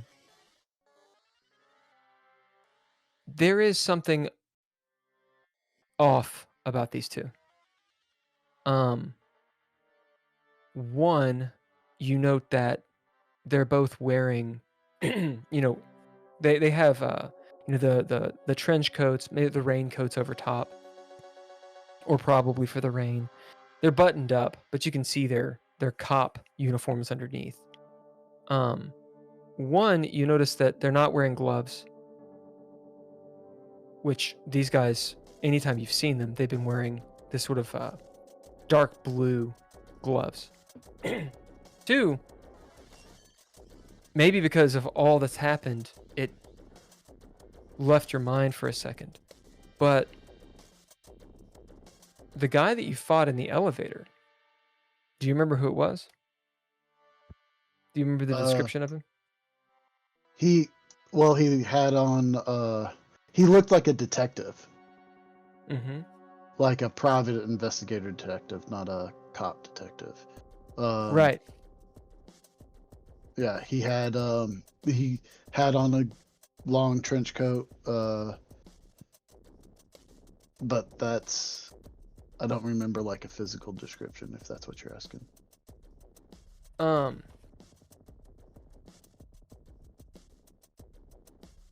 There is something that reminds you of him, of the guy in the elevator, with these guys. Perhaps it's the stature, their demeanor. There's just something about it. And as you look at these two, which one you knew Detective Thomas, right? Yeah. And I believe we had said that you had seen Marlowe. Yeah. Because Marlowe was at the house earlier. Right. So you don't know Marlowe, but you've seen him. How to describe this uncertainty, this strangeness? It's kind of like an uncanny valley. When you see a deep faked face, how it looks real, but then every so often there's like a glitch or something more subtle than a glitch. As you're looking at him, there's just something that seems off. With that narrative point, if you spend it, you'll get something else. But otherwise, you know that there is something off about these two. I'll go ahead and spend the narrative point. I keep losing my mouse. Feel that? Because I've got a lot of narrative points, so I'll go ahead and spend it. Is there anything in particular you want to do with it to change the fiction how you want? It can be as simple as you get more information, but yeah, I'll just go ahead and get more information because I'll get more information and I'll try to read them more because I know Detective Thomas, and so if he's acting weird, to know if it is him just acting weird or if it is something else. I guess. Does that make sense? Yeah, no, that does make sense. As you're looking at them, they're still not standing in the under the street lamp. They're still kind of shadowed. You can see their features, of course. The street lights that are just behind you are kind of glinting off their eyes and whatnot, giving them a little bit of an ominous look. You notice that their hands are not covered with those gloves, but they're folding their hands and kind of moving their hands almost like this, rubbing their hands together. It's kind of sinister looking. And Thomas is looking over your shoulder. His eyes are darting between the car and the bookstore. He looks shifty. Marlo is looking dead at you. And with that narrative point, while you know Thomas, this doesn't somehow seem like him. It seems like someone acting like him, that like a stunt double. It's very difficult to pinpoint why. But you would swear maybe that's not him. But you don't know why.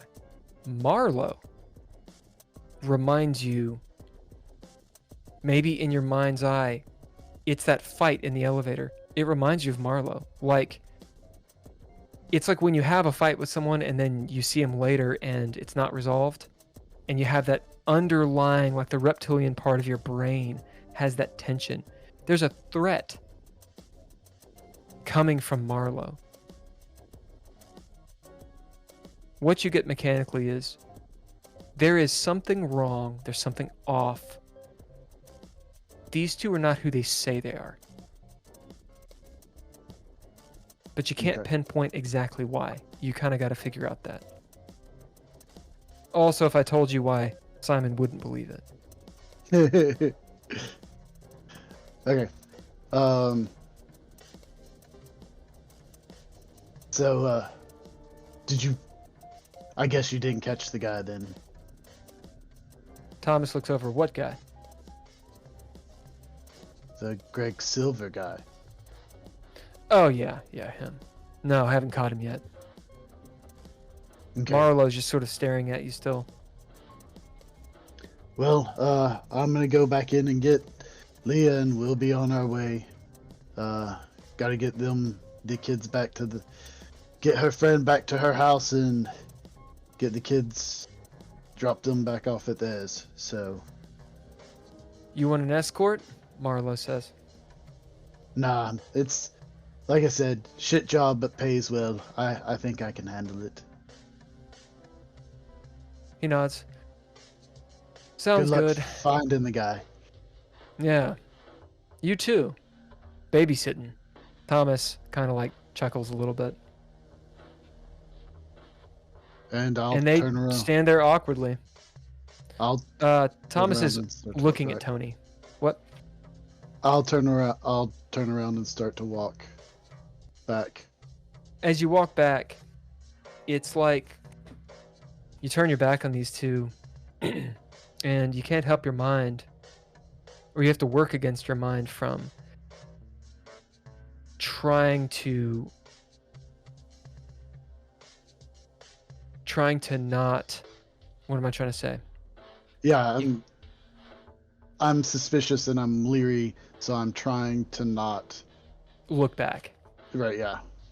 I'm trying to be casual and not show suspicion. Right. Tony, as you see all this kind of go down, you hear him talking in low tones.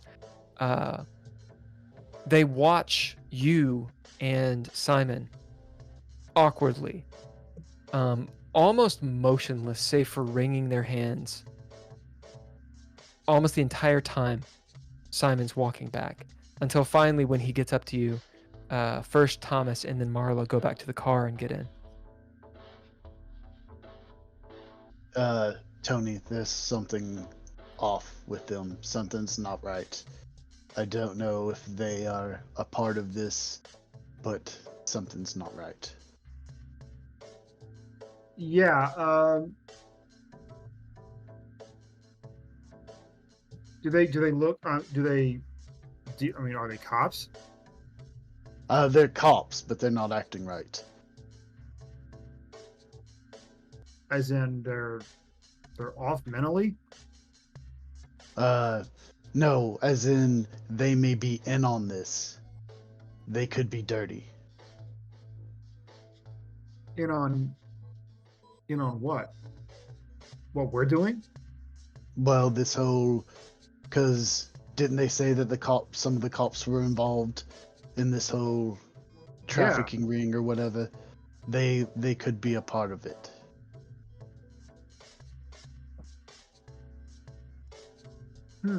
So, we probably are. Leave? Well, they're gonna let me leave. Probably what we'll need to do is have Nord and them. We'll get Leah come out the front and hop in the car. You and Nord go out the back. I'll come around the alley, and you guys can get in. It's gonna be a tight squeeze, all of us in this Buick, but we're probably gonna have to leave his car here. Yeah, sounds like a workable plan. I'm gonna go in and find Nord. Okay, tell Leah to come on out. Meanwhile, inside, Leah, you've just finished up your nightshade, and Nord, you've turned around. I believe Leah has just made a not so veiled threat against the safety of Grimwald, Nord. The Bunsen burners are on. The brew is bubbling away. Nord, you'd already dropped your apothecary. As you know, so long as this stuff is not knocked over, it's not going to burn the place down. Like, it's not particularly safe to have an open flame, but it is set up in such a way that it looks like Grimwald does know what he's doing. As ill-guided as it may seem, there is a hood. It is on, but you also know that these chemicals can be rather toxic, especially over prolonged exposure. And other than the hood, there's no ventilation. The other danger would be the stuff exploding. Yeah, I'm just gonna turn it off. Okay, Yeah. how are you gonna go about that, and what do you bid? Or we well, can stick with apothecary if you want, actually, and you can just throw down. Yeah, I think he's an apothecary. But if you want, I can bid hardened, which is my period of life. I've lived this long to know that this is wrong, and it just needs to be turned off. Like, if he's gonna start with his weird chemical again, and this ruins his weird, toxic, crazy shit, I feel like fine. All right. So, because you're choosing to bid another trait, I'm going to lower the threshold on this by 2. So the threshold is 2 instead of 4. Okay. So, go ahead and throw down. It's a mind. I'm gonna say this is mind. Yeah. Yeah. Because you're kind of diffusing a bomb. Meanwhile, Leah, you see Nord dicking around with the elixir setup. What are you doing? Leah will leave that room and start heading towards the front of the store. Oh, so you don't go into Grimwald's room. No. Well, I'll at the very least check and make sure, see if he's still out of it. So when you go in there, Nord is doing this. Oh, and go in his bedroom? Yeah. Oh, he's in his bedroom. Yeah, he's laying down on his bed. That's where you guys put him. No. You said Nord was okay. Never. But yeah, he's still out of it. Yeah, Grimwald is in his room in his bed, and in the kitchen is Nord doing what he's doing. Okay. So you go So check on him. after I Do you check bid him- anything, or are you doing anything specific in here? No, I'm just looking at him to make sure he's not up and about or anything. He's definitely not. He sort of groans. You see the knot on the front of his head. You guys bandaged it up and stuff, but yeah, like there's a little bit of, you see it's a little bit wet with some lymph, where Tony just clubbed him with a flashlight. As you're in here, maybe like over near his bed, you see that he's got a closet. There's some shoe boxes and stuff. There's a bunch of stuff in here. None of it's been touched. The TV's doing its stuff. Are you going to do anything else? Are you going to try to literally check on him? That would require a bid, or you can just see he's not standing. He's kind of in Actually, and out of consciousness. Now that I'm in here, I will go ahead and bid. Let's see here. I'm going to bid Hardened to basically have a look around and see if anything jumps out at me as being potentially interesting or useful. All right, go ahead and throw down. We'll see Okay. how much you find. This will be determined Would by. that be? What I would say that it's be, you wits. think? I'd say it's wits. Okay. Or mind, because if you know where people hide stuff, that would work too.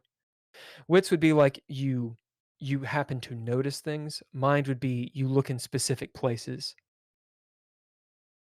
I'm gonna say it'd probably be mind, only because Leah, given her background, would probably have like a procedure of searching through things. Yep. Okay, so that would be one success. As you're looking around, you see Grimwald and whatnot, and everyone puts something in their nightstand drawer. It's like the junk drawer for everybody. He probably has something in there that's of use. As you open up the drawer, you see, in fact, a whole bunch of like bazooka bubblegum wrappers and stuff, and Jolly Rangers, and just a serious sweet tooth this guy has. Maybe you jostle the drawer around, and you see there's a gun in here. It'll be a revolver. Looks like a snub nose revolver. And there's loose bullets in it. Cursory glance, it looks like the bullets have something etched on them. I'll go ahead and take a closer look at the bullets. As you look at the bullet, they're like these little, what are they called? Wedge cutters, like the shit ammunition you'd use for like target practice. I mean, they would hurt someone, but they're not good rounds. And rather rudimentarily, if that's a word, it's pretty clear that someone, perhaps Grimwald himself, has etched little Nordic-looking runes into them, and maybe put wax or something, filled them with wax, or maybe grease. It's kind of hard to tell. Interesting. Leah will go ahead and grab up the spare ammunition, and actually she will she won't take the pistol, but she will, is it one of those ones with like the flip open cylinders, or is it one of the ones you put them in one at a time? We'll say it's a revolver, so yeah, you flip open the little wheel. Okay. So in that case, I'll unlock it, flip open the wheel, and just sort of dump all the rounds into my hand, and just stick them all. I'll close it back up and set it back where I found it, but stick all the ammunition in my pocket. Actually, when I do that and I looked, they all had those same kind of etchings on them. Yep. Okay. So this revolver holds 4 rounds. Actually, fuck that. It'll be 6. Does a snub nose have 4 or 6 typically? See, It you could don't, have you don't see anything. many. You'd probably, it'd either be a 5 or 6. You really don't see many 4-round Yeah, it does revolvers seem weird. typically. Yeah, so we'll say it's 6. And if you grab all the loose stuff, Why don't we roll D12 and see how many there are? Okay. D12. Do I have a D12? I do. Here we go. That's a leaner, so we're gonna try it again. So 10. Okay. So you get 16 rounds. And how should I write them down? Just like strange rounds or something? I would say rune covered. They are specifically Nordic runes. And then what caliber are they going to be? I believe it's going to be 38s. 38 specials. Yep. So these are medium. So it'll be 2d4 plus 1 is the damage they do.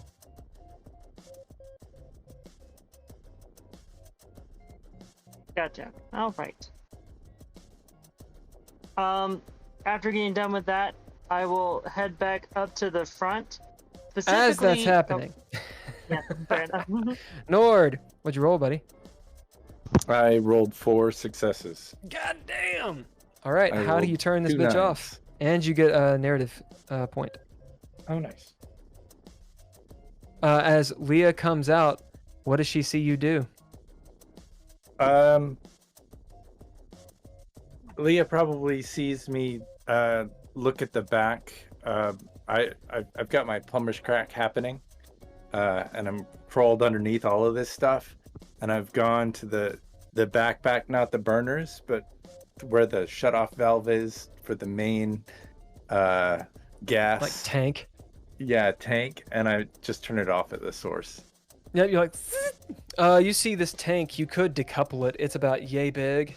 Man, it's a big tank of Bunsen burner gas. Yeah, I'm just gonna turn it off, and because if he So turns it's it on, methane, I believe. yeah, if he turns it back on and doesn't go through the right procedure, it'll probably blow the kitchen. I don't know. So do you take anything? You just roll with Leah. I am gonna take what I said I took before, and Yep. I'll just roll out. All right. Seems like it's time to go. As you guys are moving, Leah, you were saying something as you get out to the front. Nord is behind you.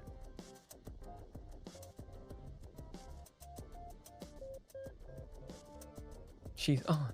She's off. She's back. I was just saying that I would go basically to where the cash register is. Yep. and pop it open. Yep, you do. Ching ching. It's one of those old ones, so you like pull the lever. Ling. Nord, as you're Yeah. walking by, you see Oh, Leah doing shit. this. Well, I mean, it's not like this guy's a good guy.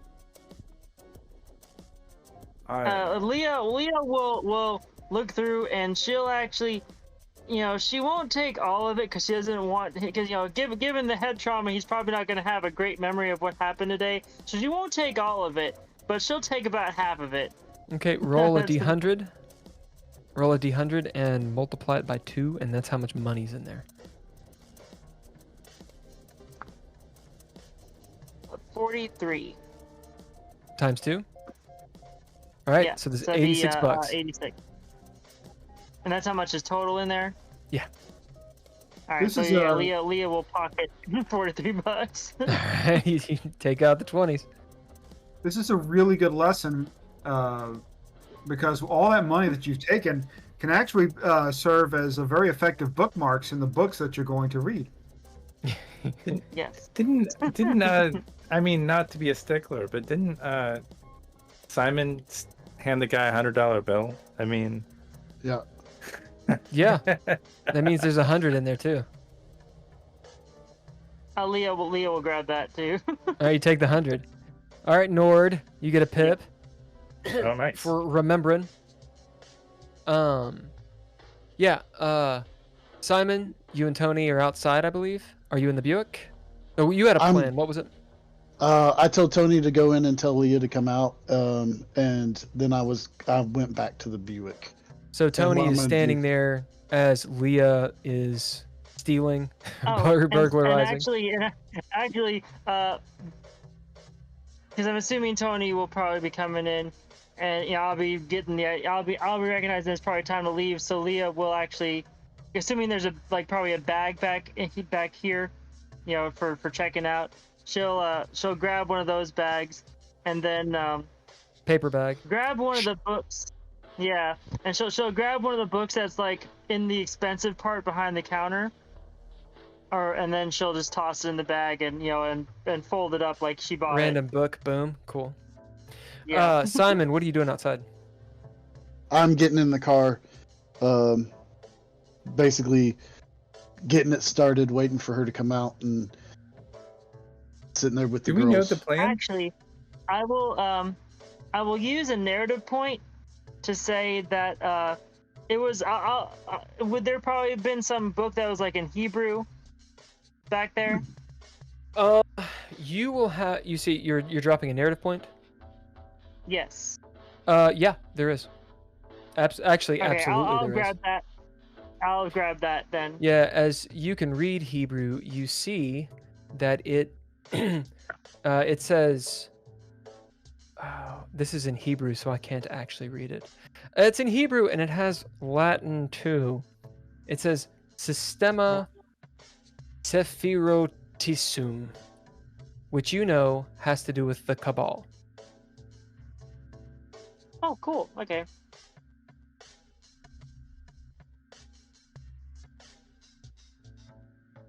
Where am I Yeah. at this point? Tony, you have walked in just now. You're standing at the counter next to Nord. On the opposite side is Leah, who's clearly stealing.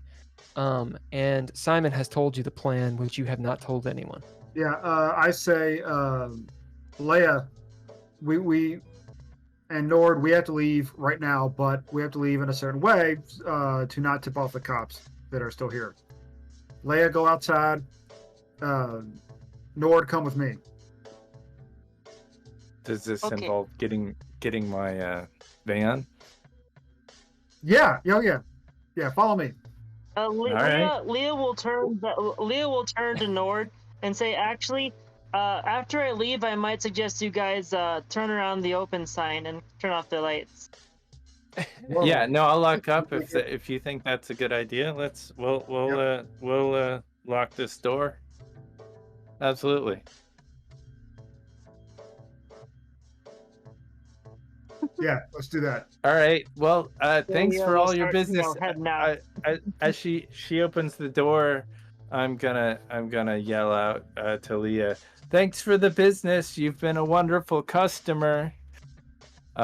Stayed open a little late for you tonight, so come back soon. That's customer service.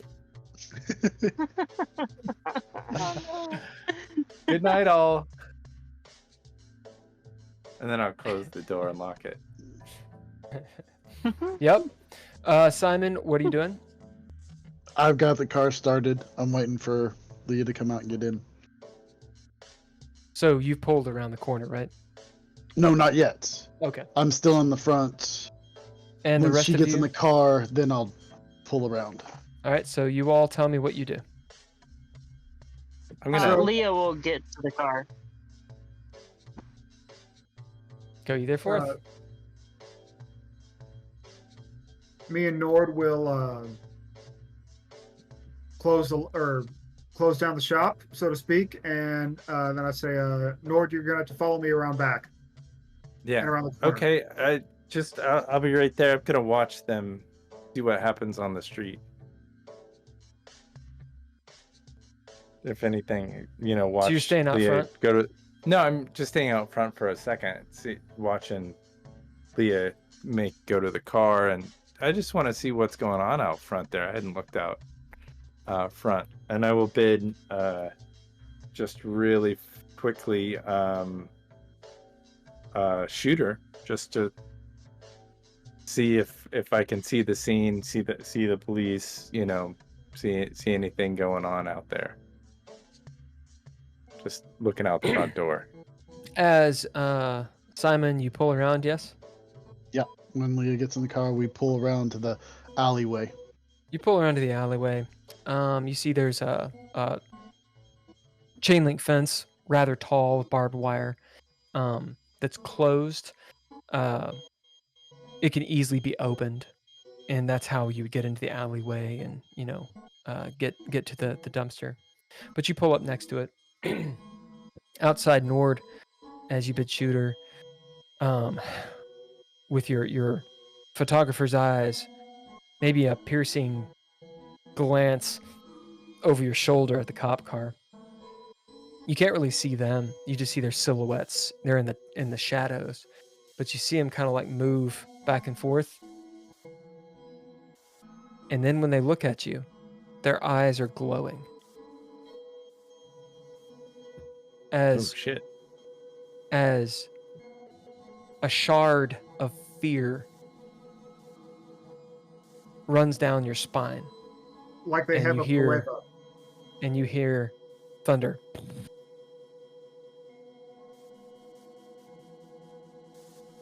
As their police car starts up.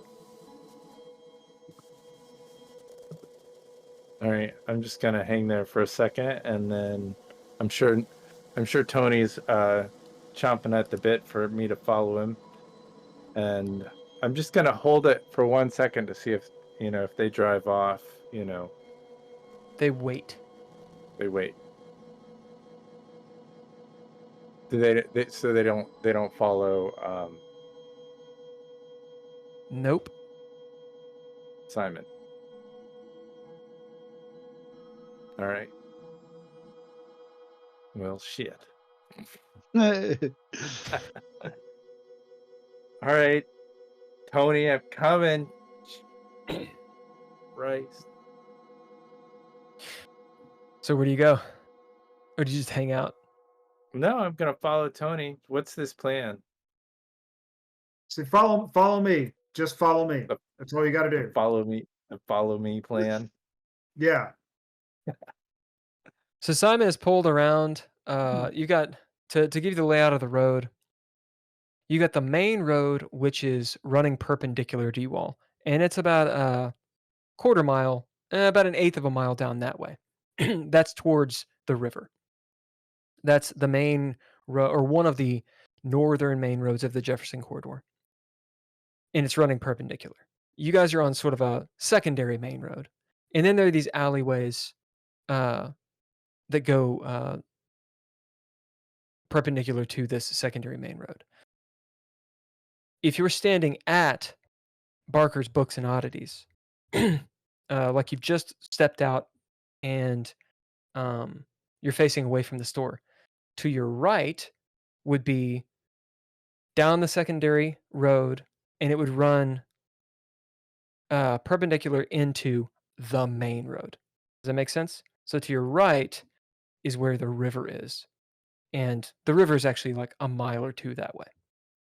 To your left would be where the cops are, and then of course it goes deeper into Detroit. So that's how it looks. Straight across the street, there's a little intersection, and that's where that one bar with the little hot dog stand is, a few hundred feet that way. So that's a little tiny alley. Where Simon went, so you're standing at Barker's Books, you look right, and the alleyway is to the right, and it wraps around. You dig? Does that make sense? Mhm. So Simon went into that little alley, which we'll see if that alley is just a dead end or if it goes all the way through. Let's do a high or low. Who wants to roll it? I'll roll. Okay, and I'll be Simon? yeah. Oh no, I rolled a Simon, call high or Low. low. You calling low? It's high. Holker only rolls high. As Simon, you go in. You guys can do proficiencies if you want.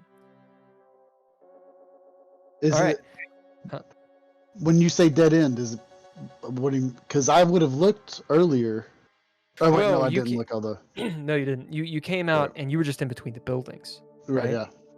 So the idea would be you would come out. Let me think. It'd be great if I could just draw this. Theater of the mind. If you're at the front of the store, where you walked to out the back would have been on the opposite end within kind of the buildings. So there's that alleyway within the buildings that then leads out into, it does like a right angle into the alley that you pulled into, right? So what we just rolled for is, does the main alley actually connect to another road? And we're saying that it doesn't. Okay. It's only just an access alley to Yeah, the no, back. that's fine. Yeah. Okay, so you pull around the corner, and your car is there with the dumpster behind Barker's books. Okay. Simon and Tony, that's not Simon and Tony, Nord and Tony, where are you guys going? I guess we'll walk out to the alley. We're walking out to the alley. I'm gonna keep the back door. I'm gonna prop it open a little bit, make sure it doesn't lock behind us. The back door? Yeah, you're gonna go back into the store and. Are we leaving through the kitchen, or isn't there a door in the back or something? Or... Yeah. No, okay, hold up. I feel like I thought you guys went out the front. No, we didn't leave through the front. Oh, okay. Well, sorry, I have to retcon. The police are not there. Oh, they're in the front. Yeah, they're in the front. Motherfucker. Exactly. Were you not at all surprised when I was like, "Yeah, you see the cops down the road"? Yeah, no, of course. All right, I so you guys went out the back. We Lord, went out the back. You probably said that, but that was not. That was not an obvious thing in my brain. No, okay. None of that fucking happens. The window. Literally, none of that happens. I locked the door and looked through the window towards where. And then you guys went to the back. I'm gonna watch this again. I bet no one fucking said you went to the back. I bet that was in the plan that Simon said, but I don't think anybody said it. Simon was going back there. He was like, So "Follow me." I may not have actually said it. So Simon said it. No one fucking said it. Did someone No. say it, chat?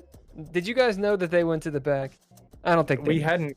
We hadn't left. I just locked the door, and as the purveyor of the business that I was in, after Tony entered and demanded that I follow him, I presume. Yeah, but you guys went through the back, not out the front. This is a very big difference. It is a big difference. Okay.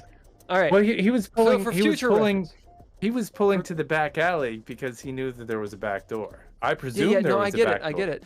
Yeah, I get it. But the thing is that I got to keep in my mind all of what you motherfuckers are doing, as well as the world. So Absolutely. be fucking explicit as to where you are. I explicitly said that I locked the door and I looked through the window to see. And then you what was went happening. to the back. And then out the back door. You did say that? No, we were in the process of getting to that point. We hadn't gotten to that point. I was watching them for a minute. I watched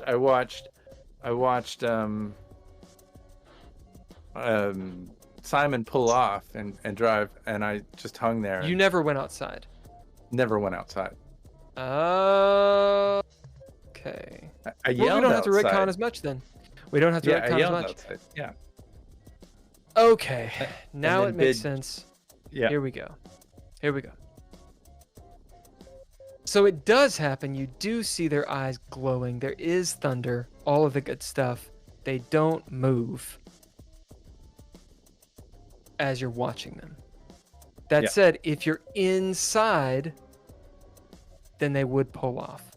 So they do. I was just waiting for them to pull off. They drive down the way. That makes sense. Okay. Yeah. You guys are. You know what? I'm not going to say it. Where are you all? I'll follow Tony to the back, having seen these guys drive off. No. Not what are you doing? Where are you all? I want everyone to say where you are. I'm in the car in the alley. We are walking Leah towards is in the red alley. passenger seat of the car. You two are where? I'm following Tony because he was being very demanding of my attention and saying that I had to do something. But where are you guys? We are walking towards the back alley. So you're in Barker's books. Inside. Yes. You're in the fucking store. Inside walking the through fucking it. store. Going to the back. That is important. Okay. From now on, we all need to be very explicit. Including me. You go to the back, you get in the fucking car. Yeah, Simon's there. We go to the back. I prop the back door open. You prop it open. Leaving it open, and I suggest to Tony that, you know, the cops took off. I could probably get my van. Can we? Well, just get in the Buick. There's no room in here. Well, we got to make room. There's literally trash all over this thing. It's just full of stuff, man. I don't want to sit in this. Did the Wait a minute. So the cops did pull off. Yeah, the police pulled off. So then you may be able to go get in your van if the cops pulled off. Anybody want to go with me? You guys, you want? I mean, I can go by myself. You want to tell me where you want to meet? I'll meet you guys somewhere. Well, let's hit the regular gas station because we got to go drop off Annabelle. Yeah, I gotta do something with the look of the thing really freaking fast. But I don't know. We don't know if your van's gonna work. It probably will work. No, we gotta be prepared to leave in this to all leave in this Buick if your van doesn't work. Usually it works. Well, you look. Why? I don't see why you don't trust. Like, I am a mechanic. I know how to fix a van. I don't know what to say. I just watched some cops break your van. They broke a window. But who knows what else? Quick question for Simon. Simon, you pulled down the secondary street, took a right into the alley. Yep. Did you take another right into the little alley next to the trash can so that you're right there when they open the door? Okay, so you're on the alleyway, which means if you guys are talking to him, you're shouting around a corner. Okay, no, we would have walked to where he is. Explicit. So you walk Explicitly. outside of this thing. I walk outside of this space. You take a right, past the goddamn garbage can. You see him in the alleyway. Tony's plan. Yes. All right. He's pointing the wrong direction to get out. He'd have to turn around, 3-point turn, to get back out to the street. Yeah. Or go reverse. So you are aware, because this can matter, when the bad guys attack. Okay? So, yeah. When the demons that fly from the sky and come down upon ye, you motherfuckers better know where you are. We're having a conversation. You want to take me to the van? I mean, just do a drive-by. If there's nobody out, I'll just jump in. Yeah, that's probably the best way to go. I mean, if it was your Buick, I'm sure you wouldn't want to just leave it there, you know? Okay, we're going to do a really quick fate roll. Who wants to roll it? Fortune, and who wants to roll false fortune? I'll be false fortune. I'll do. Oh, you're gonna be false. Who's doing I'll what? do fortune. I can do fortune. That's fine. I'm fine with either. So.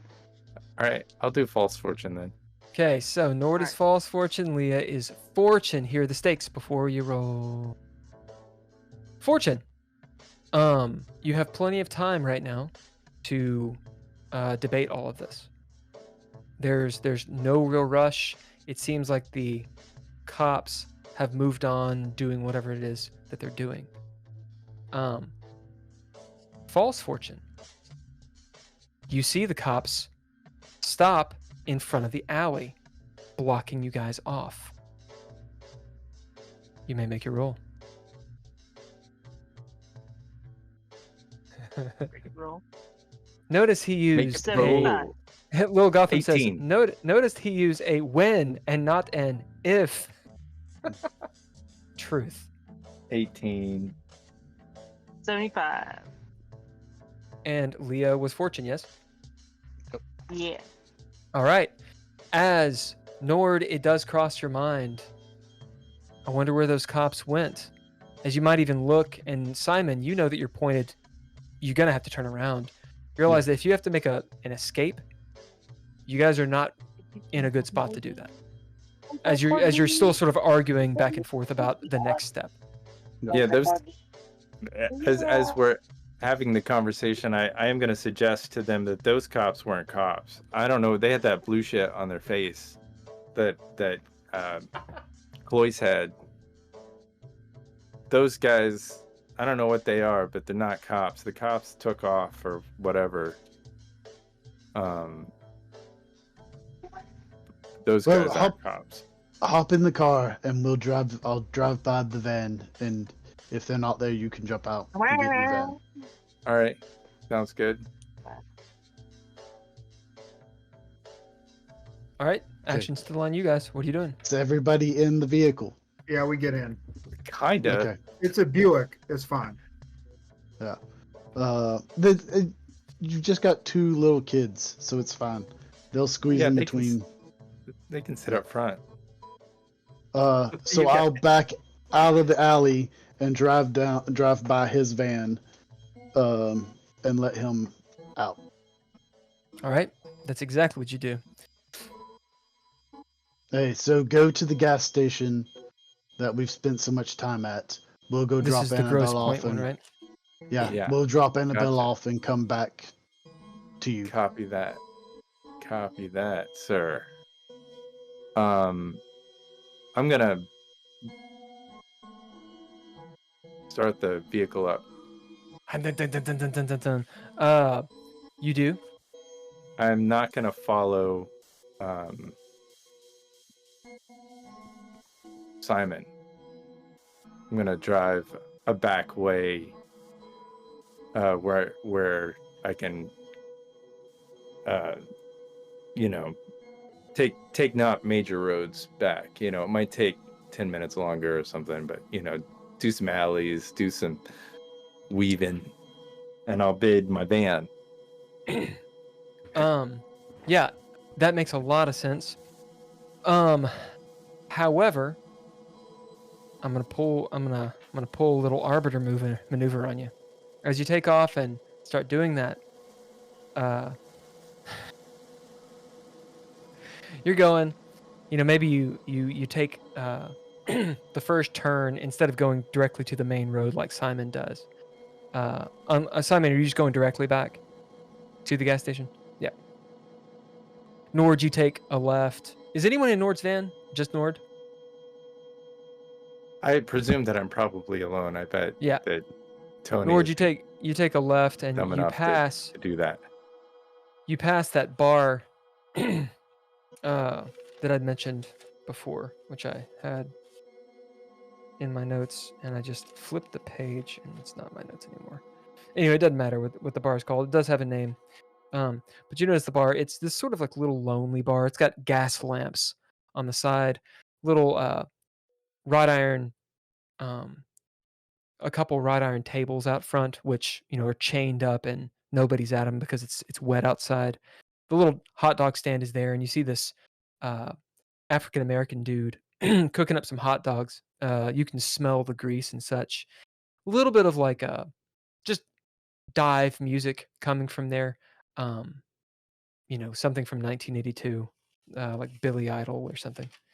And it looks like maybe a place that would be kind of cool to go. As you go over a couple bumps, ding, ding, ding, you can smell the wet of the air, the cold humidity. It's incredibly damp, even in your van, as you hear a couple things rattling around to the back, and there's almost this feeling, maybe like a breeze on your neck, like it's just cold, and there's kind of an unsettling feeling you might feel. It's hard to shake as you make a couple of other turns and more rattling, lang lang lang lang lang lang lang. You kind of hear some stuff topple over.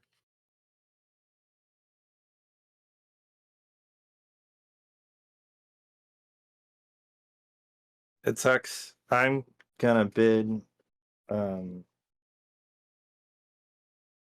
Is anybody following me? How do you check? I'm gonna bid underdog, which is a background. Yeah, you can do that, but how do you do it in the fiction? How do you check? In the fiction, I will look in the little side view mirror and just be really I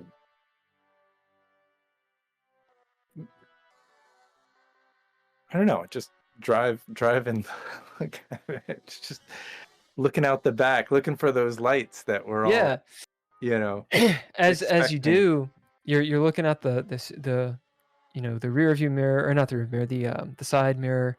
You're looking here and there, kind of like hunched over the steering wheel. Sure. And out of your peripheral vision in the mirror, you see something.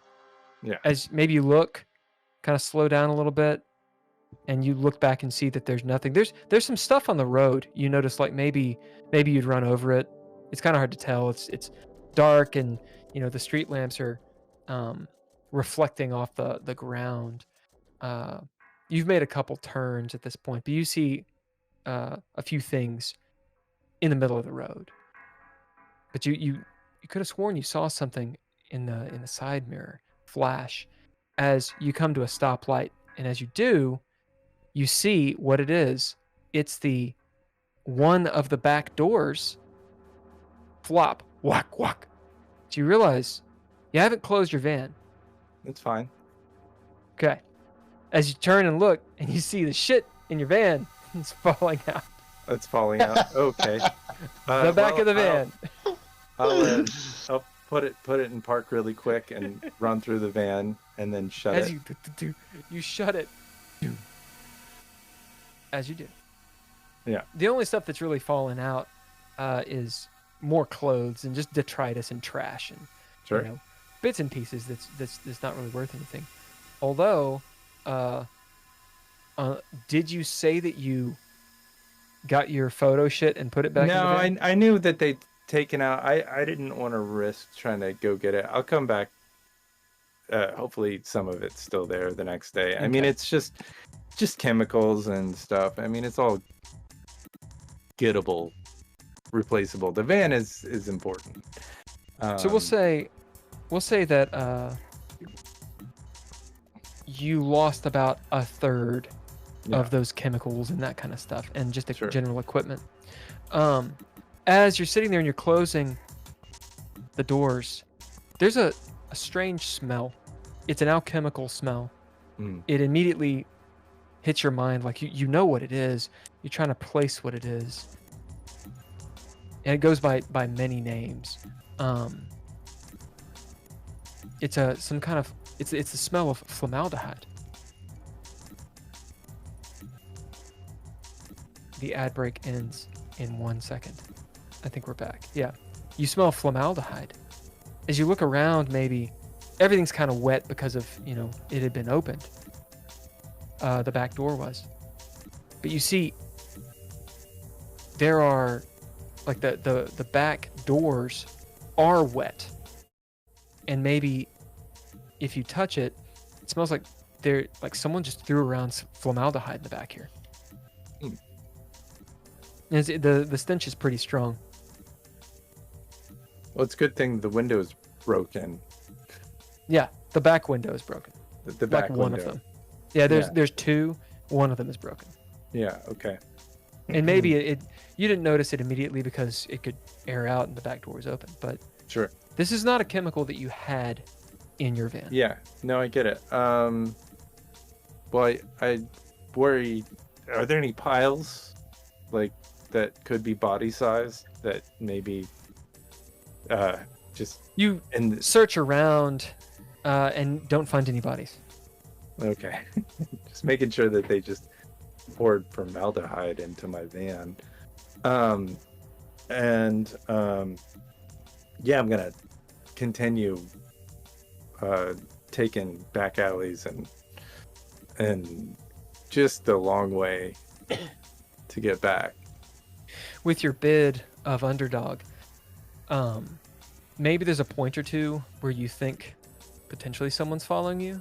You see the lights at the end of the street, like a couple lights back, but you do several right turns, and anyone who may have been tailing you, you're pretty sure no one could have, or you would have lost them. And maybe it happened twice. It seemed like the same car. It was a little bit far away. It was hard to tell, like an Oldsmobile. But you got away from it. As you get to the Shell station, you see the Buick is already there. Mariah is coming out of... Mariah and Annabelle are coming out of the little station. Oh, I'm sorry. No, go ahead, I was going to Annabelle's house and then coming. Are you going back to? Oh, I see. Yeah. Well, then Mariah is coming out of the gas station, and she has like a yoo-hoo with a straw in it, and some fucking Ale-8 or something, because somehow Detroit had Ale-8 in 1982. That's Right. That's not possible. That's not possible. It can't be. It can't be. That's the most unbelievable thing in this whole. Some fucking Cheerwine is up here. Second. What? Yeah. How did this Don't buy happen? it. Oh my god, cats and dogs are living together. When you dropped off Annabelle, Simon, because we'll just montage this. She says, as she gets out of the car, she hugs Mariah, and she looks at you all and goes, "You guys are freaks," and goes in her house. Well, I will reiterate that if she needs help if you need help at any time with her, you feel free to call me. She kind of takes pause as you say that to her. You know that you're speaking truth through her guise, as she quickly nods and then maybe does a little bit of a weight shift and starts to go back in. At the door, she stops and then turns, and she'll come back. She says, "Let me know if you find anything out about Gabby." We'll do our best to find her. You can tell Annabelle is actually very worried about her as she turns and walks away. And you guys make it back to the Shell. Mariah asks someone for money to go get some yoo-hoo and this weird thing called Ale-8. During the ride after we dropped off Annabelle, Leah will reach into her pocket and hand Simon the $100 bill. Oh, did you take this back from Grimbold?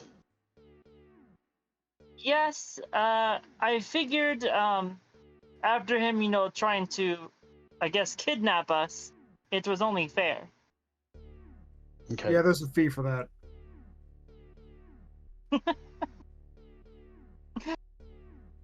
I'll take it and put it back in my wallet. All right. So it's 9:22. Let's go on a little break. Use El Baño, get some drinks and such, and we'll take a 10-minute. I think this is a good point to stop for this. How are you guys doing? You feeling all right?